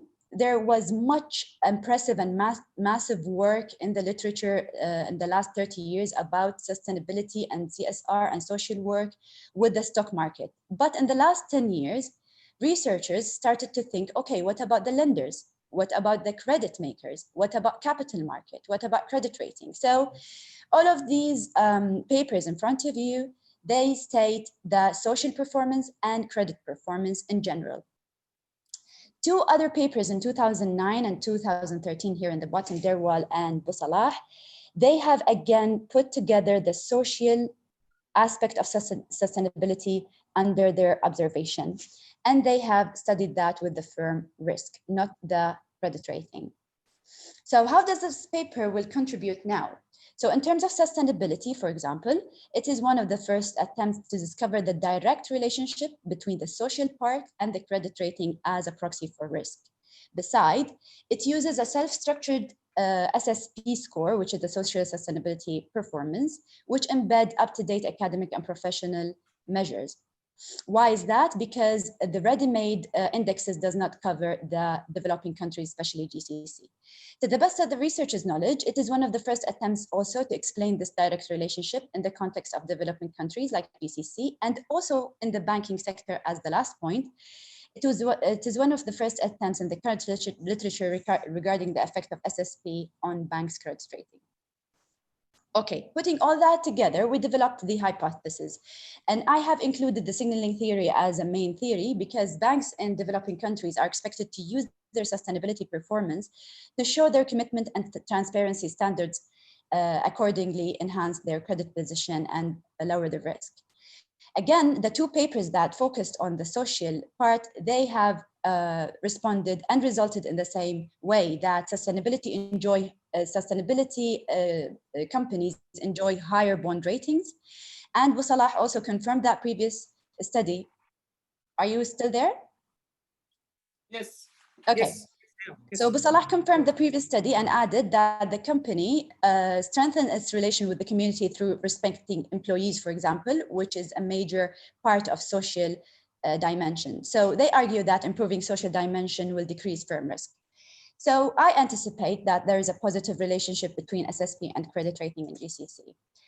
So the methodology, quantitative model, traditional panel data regression, the index used constructed eventually 58 items grabbed from 8 different academic and professional social sustainability like ISO, CSA, FRA, and others. Data description. All the listed banks in BCC are covered. There are 60. The study covers 5 years, 2014 to 18. SSP is collected manually through the bank's annual report and specialized sustainability report. Financial data are traditionally collected from Bloomberg. So this is the model I'm working on. You can see that the main point that the dependent variable is credit rating for next year, T+1. And why is that? Because of 2 things. First, to solve for indigeneity problem, because we have to lag between the independent and the dependent, so to avoid the casualty. And also, I have noticed that the credit rating is disclosed in the same annual report that the sustainability reporting is within. So clearly there is no reaction, or there is no capturing in the activity of this sustainability on the credit rating unless we have this gap in period time. So I decided to just do the sustainability today affecting the credit rating next year. Okay. We'll not have time to go through the definitions. The only thing I want to make is the credit rating depending on Fitch, because Fitch is more mostly used in GCC, and the social sustainability performance is a percentage of the index. Okay, jumping to the results, because Dr. Ahmed also always say jump to the results. Empirical results. This descriptive, it talks about itself, but I want to highlight 2 main things. That the credit rating scores from 1 to 16, and we have the maximum 14, and we have the mean 11, which is definitely high and relatively even more higher than the developed countries. And that embraces that the banks in BCC are very strong and supported by the oil and the government, that the governments also enjoy a very high credit rating. The SSP also have 50%. It means that 50% of the index is scored, and that also support the argument that the social activity is very active in developing countries, especially in GCC. And relatively, this is very close to the literature in both developing and developed countries. Okay, what about the correlation? From this correlation matrix, we can see 2 things, that there is an initial support that the SSP does have a positive impact on credit rating. And obviously, we don't have any multicollinearity problem. So what about the regression model, the main regression model? It is obviously with 1% significance that the SSP has a positive impact on banks' credit rating. Okay. For us nowadays in the finance and accounting studies, we have to make many robustness tests because of the indigeneity problems and because of other statistical issues that surround our studies nowadays. So like, for instance, one of the major problems in indigeneity is the measurement error. So now dependent variable is based on Fitch. So I developed another measure that contains all companies that issue credit ratings like Moody's, Standard & Poor's, and also Fitch, all together in the equilibrium. And I called it equilibrium. And you can see from the number of observations that it has slightly increased, not that much, but because we included other banks in the sample that weren't using Fitch. Okay, so this is about the measurement error. The model 2 and 3, we did the same credit rating and the equilibrium, but for T0, and to eliminate the effect of the lag and to see if the results are still consistent. And you can see from the 3 robustness models in test 1, they are supporting the main result. Okay, robustness test. Now, we have that the other indigeneity problem, that the model may not capture everything that influence credit ratings. You have to control more and more for other missed or omitted variables, as it's stated in the literature. So we have other variables to be controlled in this 1 to 4 models, extra models. We have controlled for beta, analyst coverage, institutional ownership, capital expenditures. Those control variables are used in the literature, but I didn't include them in the main model because, as you can see from the observation, number, it will drop dramatically. And since it's collected manually, it's very hard during the time you have, the limited time you have to expand for 1 or 3 years. It means 6 months of work. Okay. So again, for endogeneity problem, most of the literature use the fixed effect. So we can more have fixed effects in our model to control, like for the number of firms, and group it and cluster it in categories. So we still have the consistency of the same result, positive and significant at 1%. Okay, alhamdulillah, I'm on time. To conclude, and I want to elaborate a little bit on this slide, which is my last. The social sustainability performance of banks in GCC have a positive impact on their credit rating. And this is very crucial for the developing countries. So we can push into that direction, that always, if you are social sustainable, you will get also economic benefits. Also, we can add that credit rating agencies do consider implicitly social sustainability performance in the ratings in developing countries, because it's proven in the developed countries that they have their own matrices to consider sustainability, but that was not experienced or explored in other contexts like developing countries, whether the credit rating will look at the sustainability or will put it at further notice to the future. So all in all, based on that, which is for me, it was personal motivational to do this research, which is most important, that banks, creditors, policymakers, regulators, and government bodies in GCC, as a proxy for all developing countries, and especially Islamic, would appreciate to increase the social sustainability performance. Why? Because as I started my presentation saying, would any bank or any player in the market do something for free? They have to acknowledge and investigate very deeply how does those actions that are guided by SDG, United Nations, whatever global agenda for sustainability, they have to make sure before stepping in that this would not cause them any harm and would gave them another financial sustainability. So SSP does not boost the societal standard of living only, but it does have a financial impact, where we can find it from this paper through the improved credit ratings for those banks who show high social sustainability performance. Right. Thank you, Dr. Anan. In fact, indeed, you have taken 15 minutes exactly. Can Dr. Ahmed allow me for a couple of minutes to have a couple of questions with Dr. Anan before we proceed to the second one? I like the paper, Dr. Anan. It was very informative, but I have a couple of comments that I would like to raise with you. Probably going to give an answer to me and the rest of the audience. I could see actually you have used some variable like leverage and some other financial variable in your model. And having said that, likely when we use banks as a sample of our study, we use like capital adequacy ratio or Z-score for financial stability. I'm not quite sure why you haven't picked up those variables in your, as some of the variables affecting the credit rating. Okay. I was surprised that I was not on video through the presentation. I'm sorry for that, but I hope you enjoyed it without. Thank you for the question. Yes, you are right. First of all, the financial variables are taken from Bloomberg. So we are very limited to the availability of what they have. So the most variable that is very close to the literature, I was stick to that. And for me, the leverage, because leverage is different for banks. So we took the long-term debts for leverage, and that was also supported by literature. So, and if I do other variables, it might have multicollinearity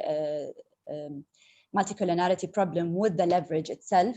So I chose that because of the data availability I had. Thank you, Dr. Anan. One more question, and that's it and we're gonna proceed. I know that we are taking a bit of time, but your paper is interesting, and I'd like to get to know more. Have you addressed the issue of reserve causality? So you addressed the issue of endogeneity, but what about the reserve causality? Have you Yes. tried to all right?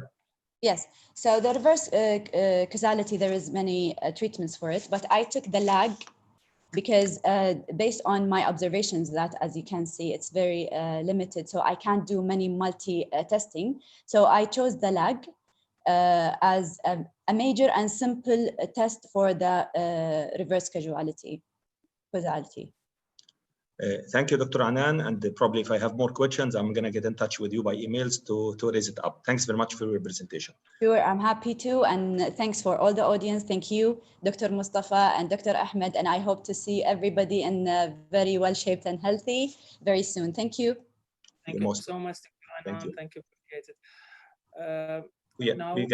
Now we're gonna go to our second presenter in this session, which is about a paper about corporate social responsibility and the tax avoidance. In fact, it's organized hypocrisy or balancing contradictory demand by Professor Aziz and Professor Aziz Jafar and probably some other co-author with him. I'm handing over now to the presenter. Can you please, Dr. Ahmed, hand it over to the presenter? Yes.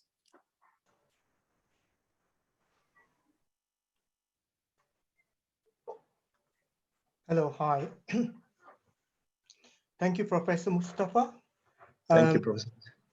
This paper is currently under review and co-authored with my colleague, Abdullah Al-Sadi at Qura University in Saudi Arabia, Professor Shahid Ibrahim at Durham University, and Professor McCall Doris here at Bangor University.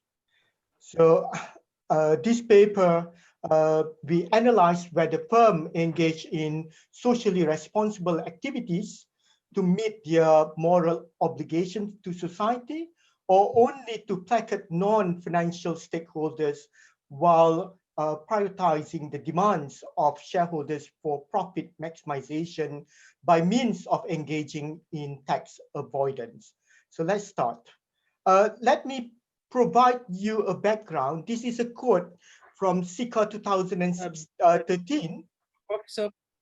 Yes. Professor Aziz, sorry for interrupt you. We can't see your screen. It's black.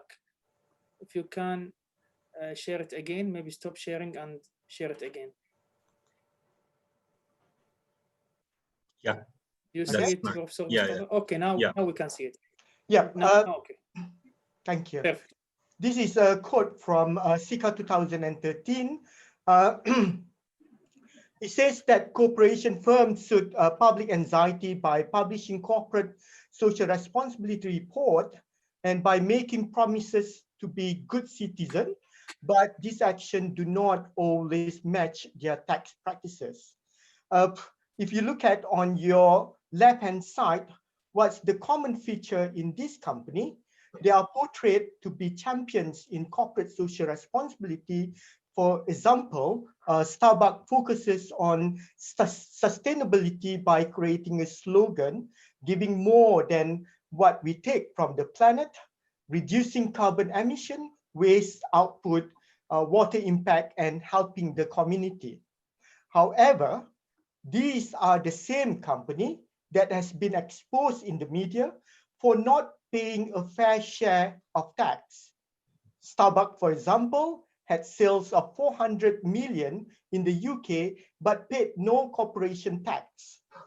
The company transferred some money to Dutch sister company in royalty payment, bought coffee beans from Switzerland, and paid high tax interest rate to borrow from other parts of the business. The same Amazon, which had sales in the UK of 3.35 billion, but only reported tax expense of 1.8 million.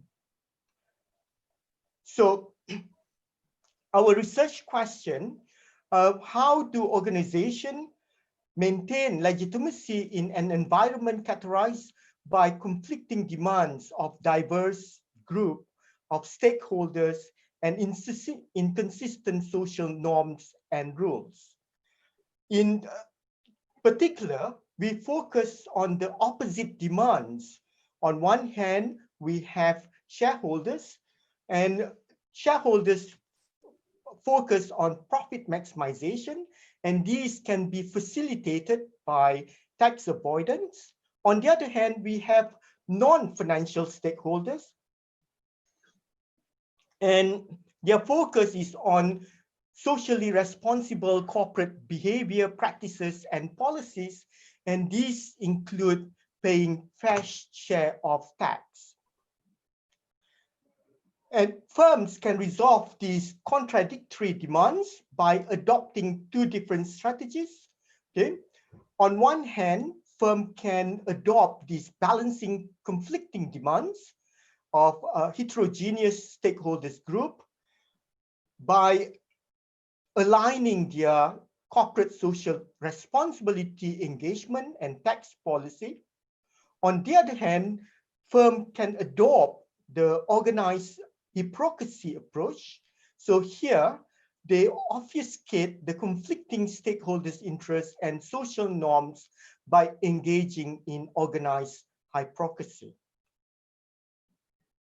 So our paper focused on tax avoidance. So by definition, tax avoidance is a tax planning scheme which is structured by firm to reduce their tax obligation. So tax avoidance is perceived by insiders as profit or wealth maximization activities, while it is viewed by outside shareholders or stakeholders as socially irresponsible act. Tax avoidance is costly to society and widely considered as unethical, and it may lead to severe sanctions such as increased political media pressure, loss of reputation, potential penalties, and consumer boycott. In prior literature, the tax payment is a litmus test for CSR engagement and a strong measure of a firm citizenship behavior. So in this paper, we use a cross-country sample to empirically examine the link between CSR engagement and the degree of tax avoidance, taking into consideration firm-specific characteristics as well as the institutional factors. Our contribution, first, this is a response to a number of papers, Hanlon and Hisman, 2010, later paper by Sika, to critically assess the link between these two important issues. Okay? And then if we look at prior literature, they mostly focus on a single country. We contribute to extend literature by examining this issue more comprehensively, taking into consideration institutional setting. And finally, we also contribute to the CSR literature, particularly distinguishing by a paper by Cho et al. 2015, who focused on organized hypocrisy in the form of internally inconsistent disclosure on social and environmental issues. By contrast, we focus on consistency between socially responsible talk, i.e. CSR engagement, and action, that is tax avoidance. So let's take a look at the underlying theoretical framework. We use this theory proposed by Brosnan 1993 on organized hypocrisy. So what is organized hypocrisy is basically involve pacifying some stakeholders with socially responsible talk, i.e. tax CSR engagement. Okay, and this engagement is inconsistent with the action, which is tax avoidance. Organized hypocrisy involve countercoupling, i.e. talks is compensating for action. And in doing so, it enables firms to gain pragmatic legitimacy that is talking the talk. Okay, and if we look at prior empirical evidence, there are a few papers that support this notion, this theoretical framework, okay, paper by Lannis and Richardson, 2012, okay, they found a positive association between CSR disclosure and corporate tax avoidance that lead us to the first hypothesis. Okay, firms may respond to conflicting demands of heterogeneous audiences by engaging in organized hypocrisy, which result in a positive association between CSR engagement and tax avoidance. On the other hand, okay, firm can also adopt the balancing conflicting demands approach. Okay, so here, instead of avoiding tax, okay, firms fulfill the heterogeneous group demands by pursuing both economic, that is profit-oriented, as well as social objectives. Okay, so in doing so, firms use CSR engagement as a mean of aligning their socially responsible thought, decision, and action in order to achieve moral legitimacy. So what is moral legitimacy? Is basically balancing the talk with act. Okay. And if we look at prior empirical evidence, there are few papers that support this argument. Okay, for example, Hoy et al. 2013, Lannis and Richardson. Okay, they found that a negative association between CSR and tax avoidance that lead us to a competing hypothesis. Okay, firms respond to conflicting demand of heterogeneous audiences by balancing the interests of stakeholders group, which result in a negative relationship between CSR engagement and tax avoidance. So data. Our sample consists of listed firms, domiciled in 12 countries, for a period of 2006 to 2016. So these are the countries. Why we choose these countries? They are the front runners in the area of social corporate responsibility. We exclude financial firms, and after all this filtering, our final sample is 9,980 firm years observation. Okay, our CSR data collected from Asset 4, and tax avoidance is proxied by a number of measures. Okay, the main measures is effective tax rate following Chen et al. And Lannis Richardson. In additional analysis, we also use several other tax avoidance proxies. Okay. The first empirical model, if you look at here, our dependent variables is ETR, that is the tax avoidance proxy, and our variable of interest is CSR here, and a set of firm level control which listed here: firm age, performance, inventory size, foreign operations, and so on. And these follows the existing literature. Okay. In our second empirical model, we incorporate the institutional setting because this is a cross-country analysis. Okay. So the institutional factors that we include in this model are governance index following Bushman et al. 2004, disclosure index, book stack conformity, worldwide tax system, and lastly, ownership concentration at country level. Okay, so let's take a look at the result. The descriptive result, if you look at here, firm domicile in the US account for the highest firm year observation, okay, with 39.73, okay, followed by Japan and the UK with 19.71 and 13.88 respectively. Okay, so if you look at the tax avoidance, okay, there is a marked difference between the average ETR and STR. This is the statutory tax rate in a given country, okay? And generally, we observe a lower ETR in comparison to the statutory tax rate. Okay, the table also shows a variation in the CSR engagement. The highest is Spain. Okay, and then we have Australia is the lowest. And on your right-hand side, these are country-level institutional factors. Okay. In terms of our baseline regression result, the first column here only include firm-specific control, whereas the last column include the full variables, i.e. firm level and institutional setting.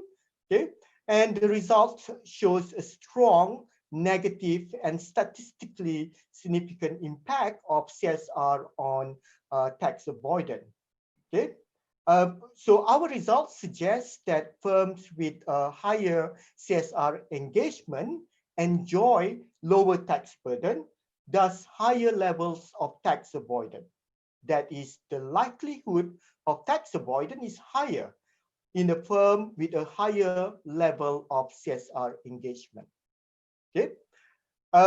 Because of time constraint, I do not present the table for additional analysis. We perform a range of additional analysis. First, we petition these countries into liberal market economies and coordinated market economies following prior literature.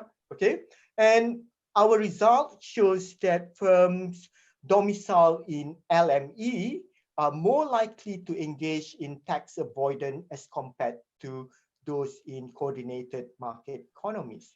We also petition firms according to industry. Okay, firms operate in high risk industry or environmentally sensitive industry.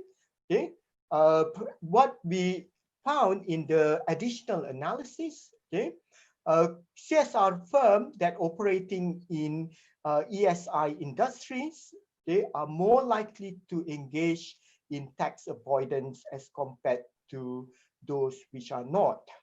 We also perform several robustness tests, okay, including using— 1 minute, Professor Aziz, 1 minute. Alternative CSR proxies, alternative tax avoidance measures, and if you notice, since our sample consists a lot of US firms, we also run regression using US only and excluding US firm, and our results are qualitatively similar to the baseline regression. So, conclusion, okay, our results support the organized hypocrisy view, okay, i.e. firm produce socially responsible talks, that is CSR engagement, that is consistent with their action. So we have talk here and action is in the form of tax avoidance, okay? And firms do not engage in CSR activities to discharge their socially responsibility to society, but only to placate non-financial stakeholders. Okay, so this suggests that companies talk the talk without walking the talk. So thank you. Thank you, Professor Aziz, for this insightful paper, which is really very informative about the contradictory between the claiming of CSR engagement and the action itself with being tax avoiding company. Is there any question from the audience? So probably I have one question or a couple of questions, Dr. Aziz, please. Yes, please. I'm not quite sure about the sample. The sample itself, it's coming from Western, and European Western, or it's going to be Belgium, France, Germany, Italy? Okay, Yeah, so it's basically these are leading companies, leading countries engaging in CSR. So in addition to developed Western countries, we also have Japan, Korea, and Australia here. So have you tried to control for different regulatory framework across these countries in terms of the tax? Because the tax law itself is not, or the tax regulation regarding the company, regarding the countries are not uniform across the sample. You have some companies from Australia, some from Italy, some from US. So have you tried to control for the regulations effect itself or the institutional environment effect? Yes, if you look at in the country level factors here, following Atwood et al., we incorporate this book tax conformity at country level. We also have this worldwide tax system. So these are the two proxies that we incorporate in the regression model to mitigate the variation in tax regulation. Yeah, very insightful. Thank you, Dr. Aziz. Thanks very much. No worries. Any more question? I think that gives us a chance to go to our third presenter in this session.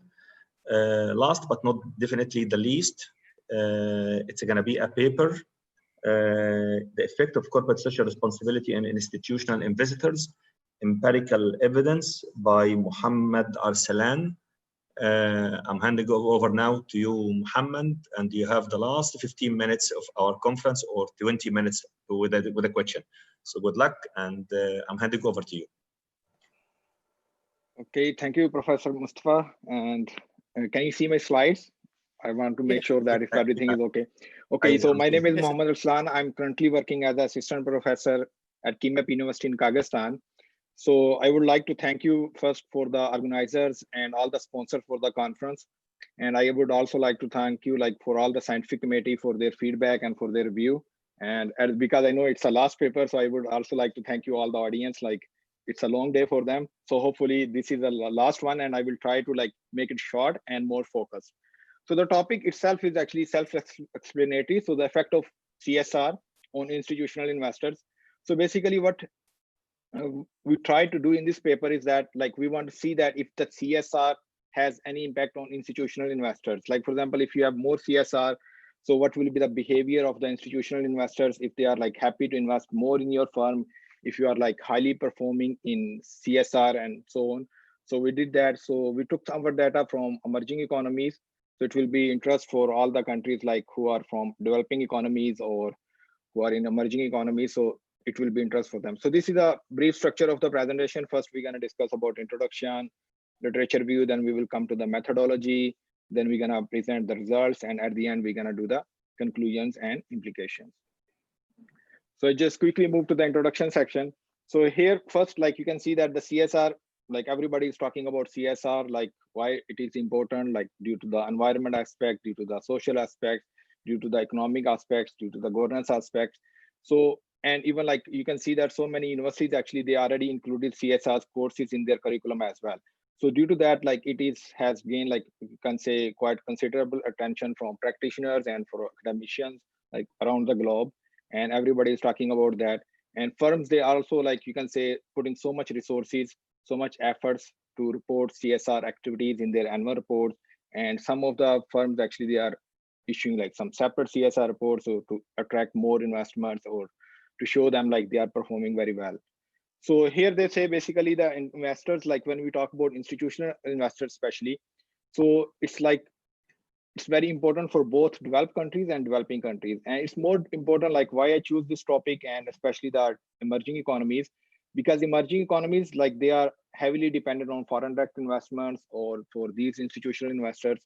So if they don't do that, for example, if they don't show them, okay, they are highly performer in CSR, so then it means they cannot access the capital outside their country. So which will be alarming sign for these type of countries. And if these type of emerging economies, they suffer, and most of the, according to the World Report, actually most of you can say the labor and most of the resources is coming from these emerging economy. So they will have a global implications. So that's where it's very important to like study these emerging economies. So first, when we talk about the existing literature, so some previous studies, they discuss about institutional investors, they include on, but more focus was toward the developed countries, not on the developing countries. And then they found some mixed results.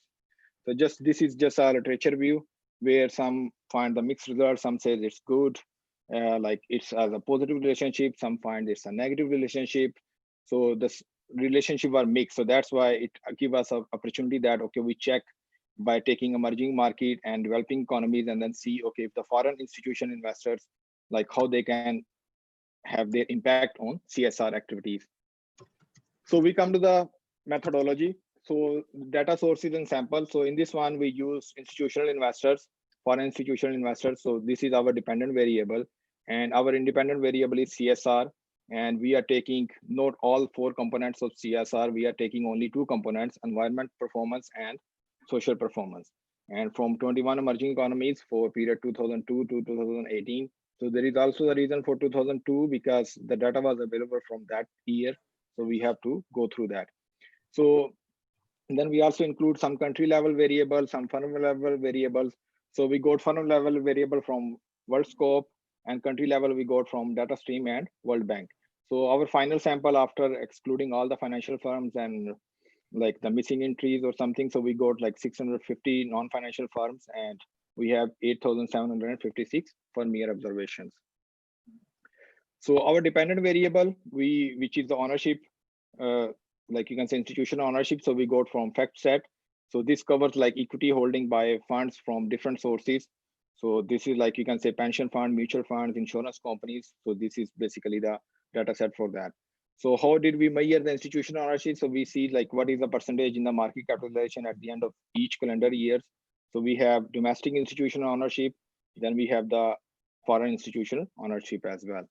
So here, if I go briefly to this table, so this table actually show you the like our countries data set, and it also show you like how these countries are like getting their mean values according to the institutional ownership. So you can see that the Hungary, they have the like highest CSR total mean according to institutional ownership.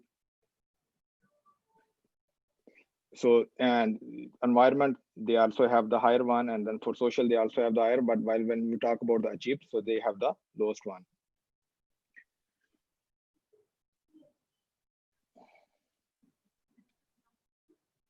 So when we come to the independent variables, so in the independent variable, we as I explained before, we didn't include all 4 pillars, we just include 2 pillars, environment and social. And these pillars basically like you can say they usually use these type of pillars for non-financial stakeholders. They use these ones for making their decisions and all those things. So we collect our data from Thomson Reuters Asset4 database. And so it has like 750 individual points.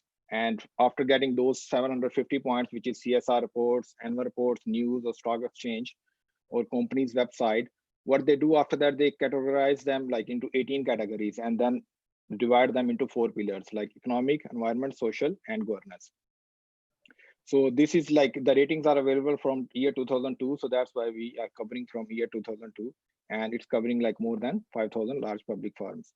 So when we talk about the ratings, so like how they rate them, so they rate them like 0 to 100. So if you have zeros, it means like you are low performer or there is no performance actually. And if you talk about 100, so 100 highest means like higher score means higher performance. So we consider here CSR total, which is actually combination of all 4 pillars, which is economic, environment, social, and governance.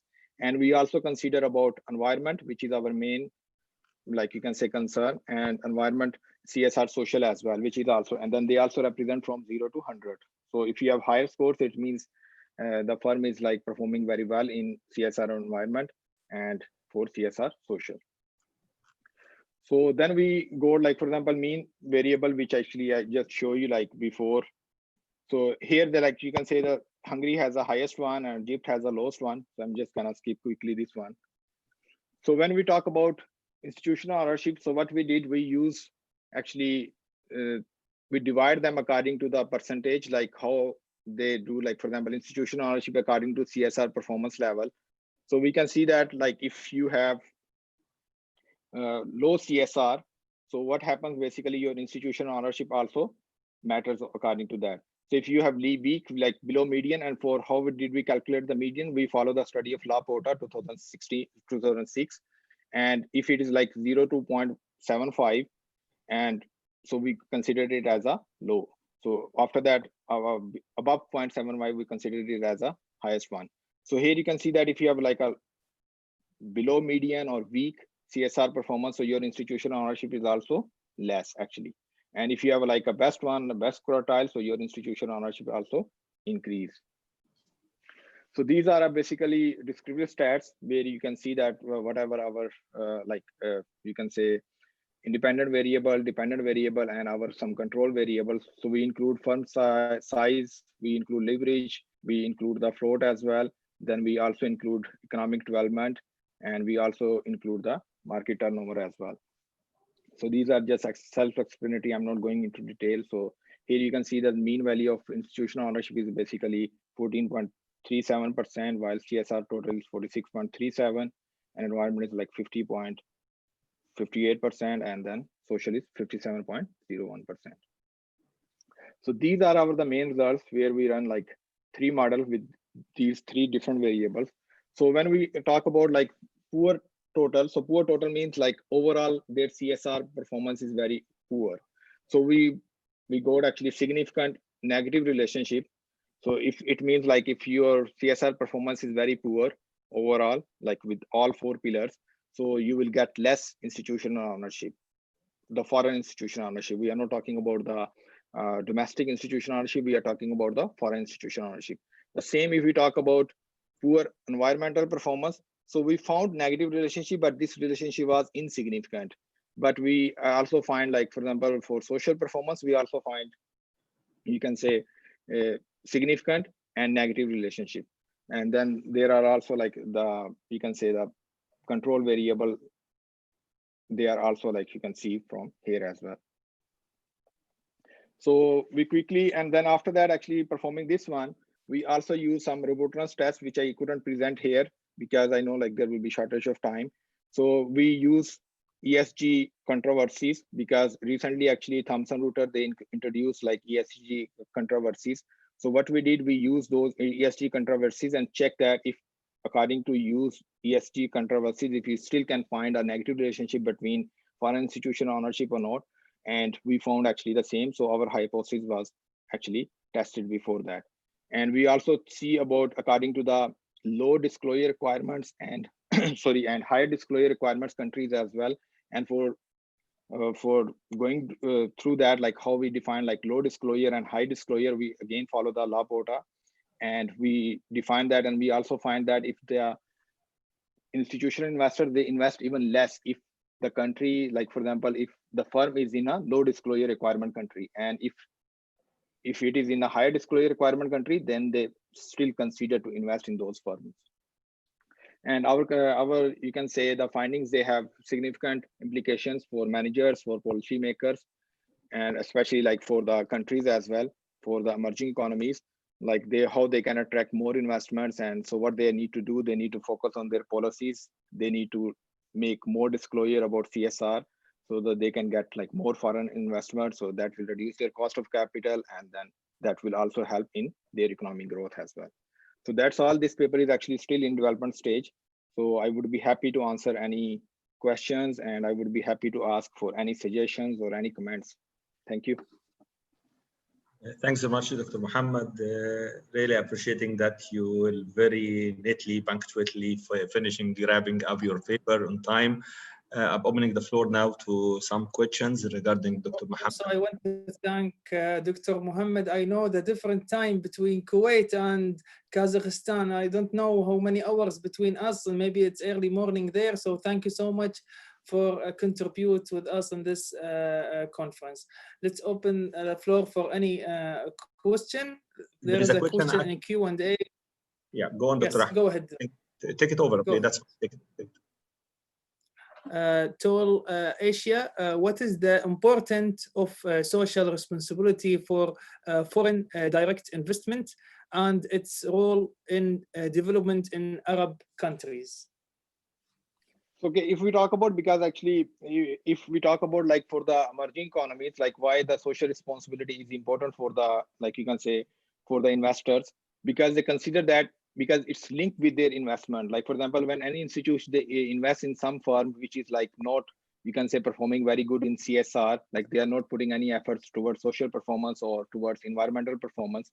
So then they actually, you can say, the shareholders or their investors, they think that okay, it's like bad for their reputation. So that's why they usually try to invest in those firms which have like good social performance and for poor environment.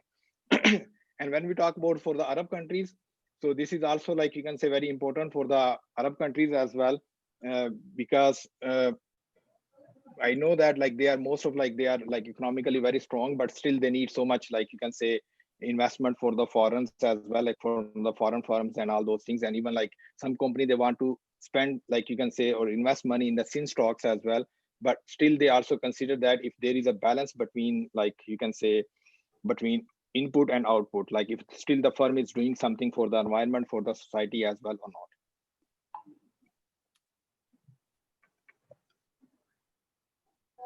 Thank you so much. Okay. Dr. Muhammad, one question, please.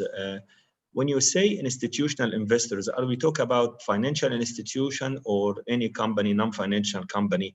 So the sample that you considered actually in your paper, is it inclusive sample, taking, you know, all kind of organizations, whether financial or non-financial, or you just highlighted a certain? No, it's actually, it's all kind of organization, financial and non-financial as well, because there was like no like you can say setback where we can define the sample like into financial or non-financial. So we consider like overall foreign institution ownership actually. And you control to that particular industry effect in your analysis, am I right? Yes, I did control industry effects, yes. And one last question: did you find any difference in the pattern of the results across the two subsamples, financial and non-financial, or they are the same in that sense? They are actually almost the same actually. So it's basically the behavior is pretty much same. Like if the firm is like less, you can say investor, or their performance is less towards the CSR. So always they actually, their behavior is actually still the negative side. This is actually because this is more, when we talk about the behavior, so it should be actually a qualitative study. And this, because this is not a qualitative study, this is a quantitative study. So we just rely on the numbers rather than like on actual behavior. So if you really like have an opportunity, which is also actually the future research area as well, like if you can interview like some institutional investors, the big ones, and you can see that like what they really consider or what other aspects they are considering. So you can also see that, okay, how their behavior actually has some impact, or CSR has some impact on their behavior or their investment decisions actually. Thanks very much, Dr. Muhammad. I really appreciate your input in today's conference, and it is a very nice paper. I would like also to thank Professor Aziz for his very nice paper, and Dr. Anan or Anan Subehi for the nice presentation about social responsibility. We could see now the corporate social responsibility extends from tax avoidance to bank rating or credit rating, as well as the impact on the institutional investors. I hope the audience get a full picture about the importance of such a theme of corporate social responsibility. Thanks very much for the presenters in this session. And I'm handing over now to Dr. Ahmed Qatan to conclude and wrap up the conference. Thanks very much. Thank you so much, Dr. Mustafa.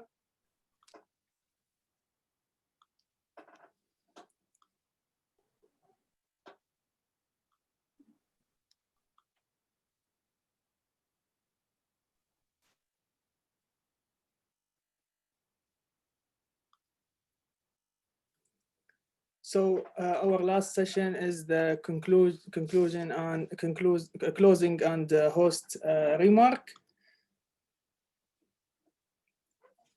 It was a very long day. At the conclusion of this conference, I warmly thank the sponsors, Youth Public Authority, and Kuwait Accountants and Auditors Association.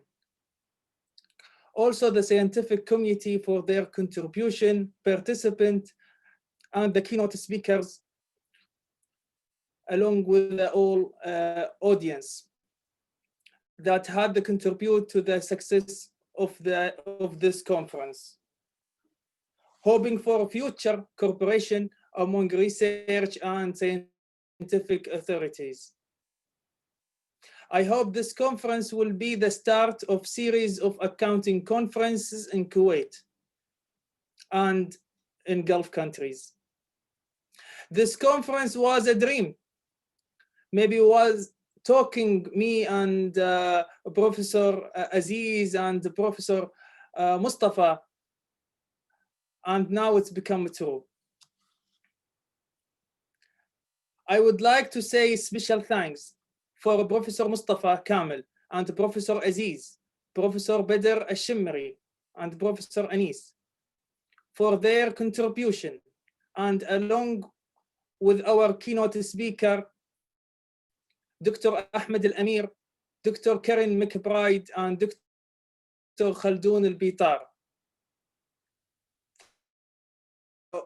Also, thank you for all the presenters, all the papers,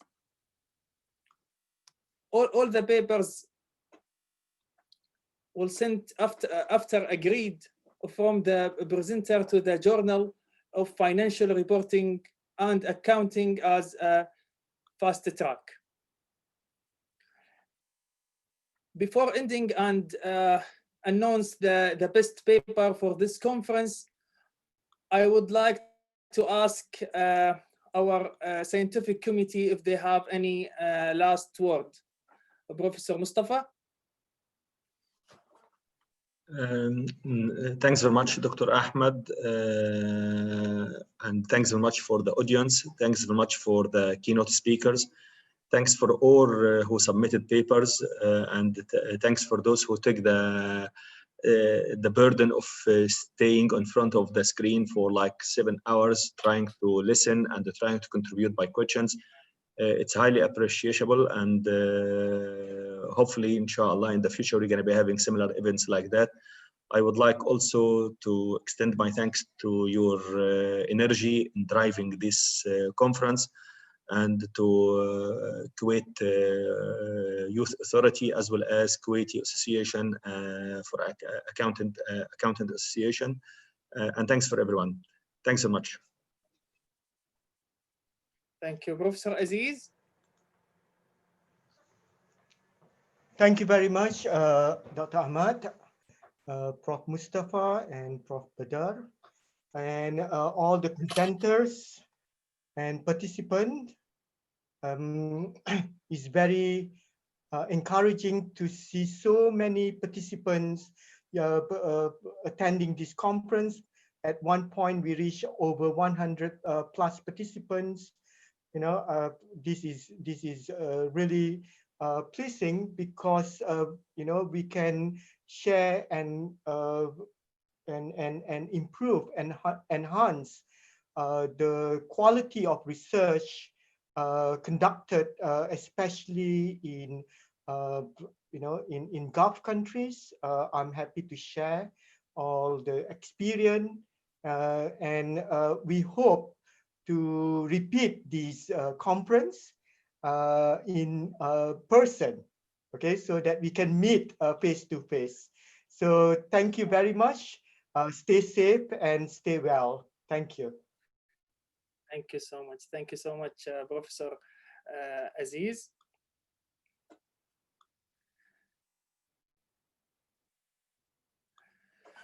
So now we will announce the best paper for this conference. All papers rated by Professor Aziz, Professor Badr, Professor Mustafa, and me. Just before announce, I want to show you all. After each presentation, each of the scientific committee sent me their score for each presenter, so there is no any conflict of interest. So before announce the best paper, please let me share my feeling today I am so happy that the audience join us today via Zoom. Maybe more than 500 during all the day, and also in YouTube more than 1,400 audience. Also, who's from all over the world, Gulf countries, all the people that already registered in this conference and coming today from all the Gulf countries, and mostly all Middle East countries, UK, US, Japan, China, Brazil, Russia, Kazakhstan, Australia, and many other countries. So now, let me announce the best paper for CIA 2020 conference. The best paper, number 10, Anan Subehi. Mabruk. Congratulations, Anan. Anan Subehi, you are the best paper for CIA 2020 for the score of 17. Each scientific committee has the score from 1 to 5, and you got 17 in overall 20. So congratulations, Anan. Thank you again for all the audience, scientific committee, and the speakers.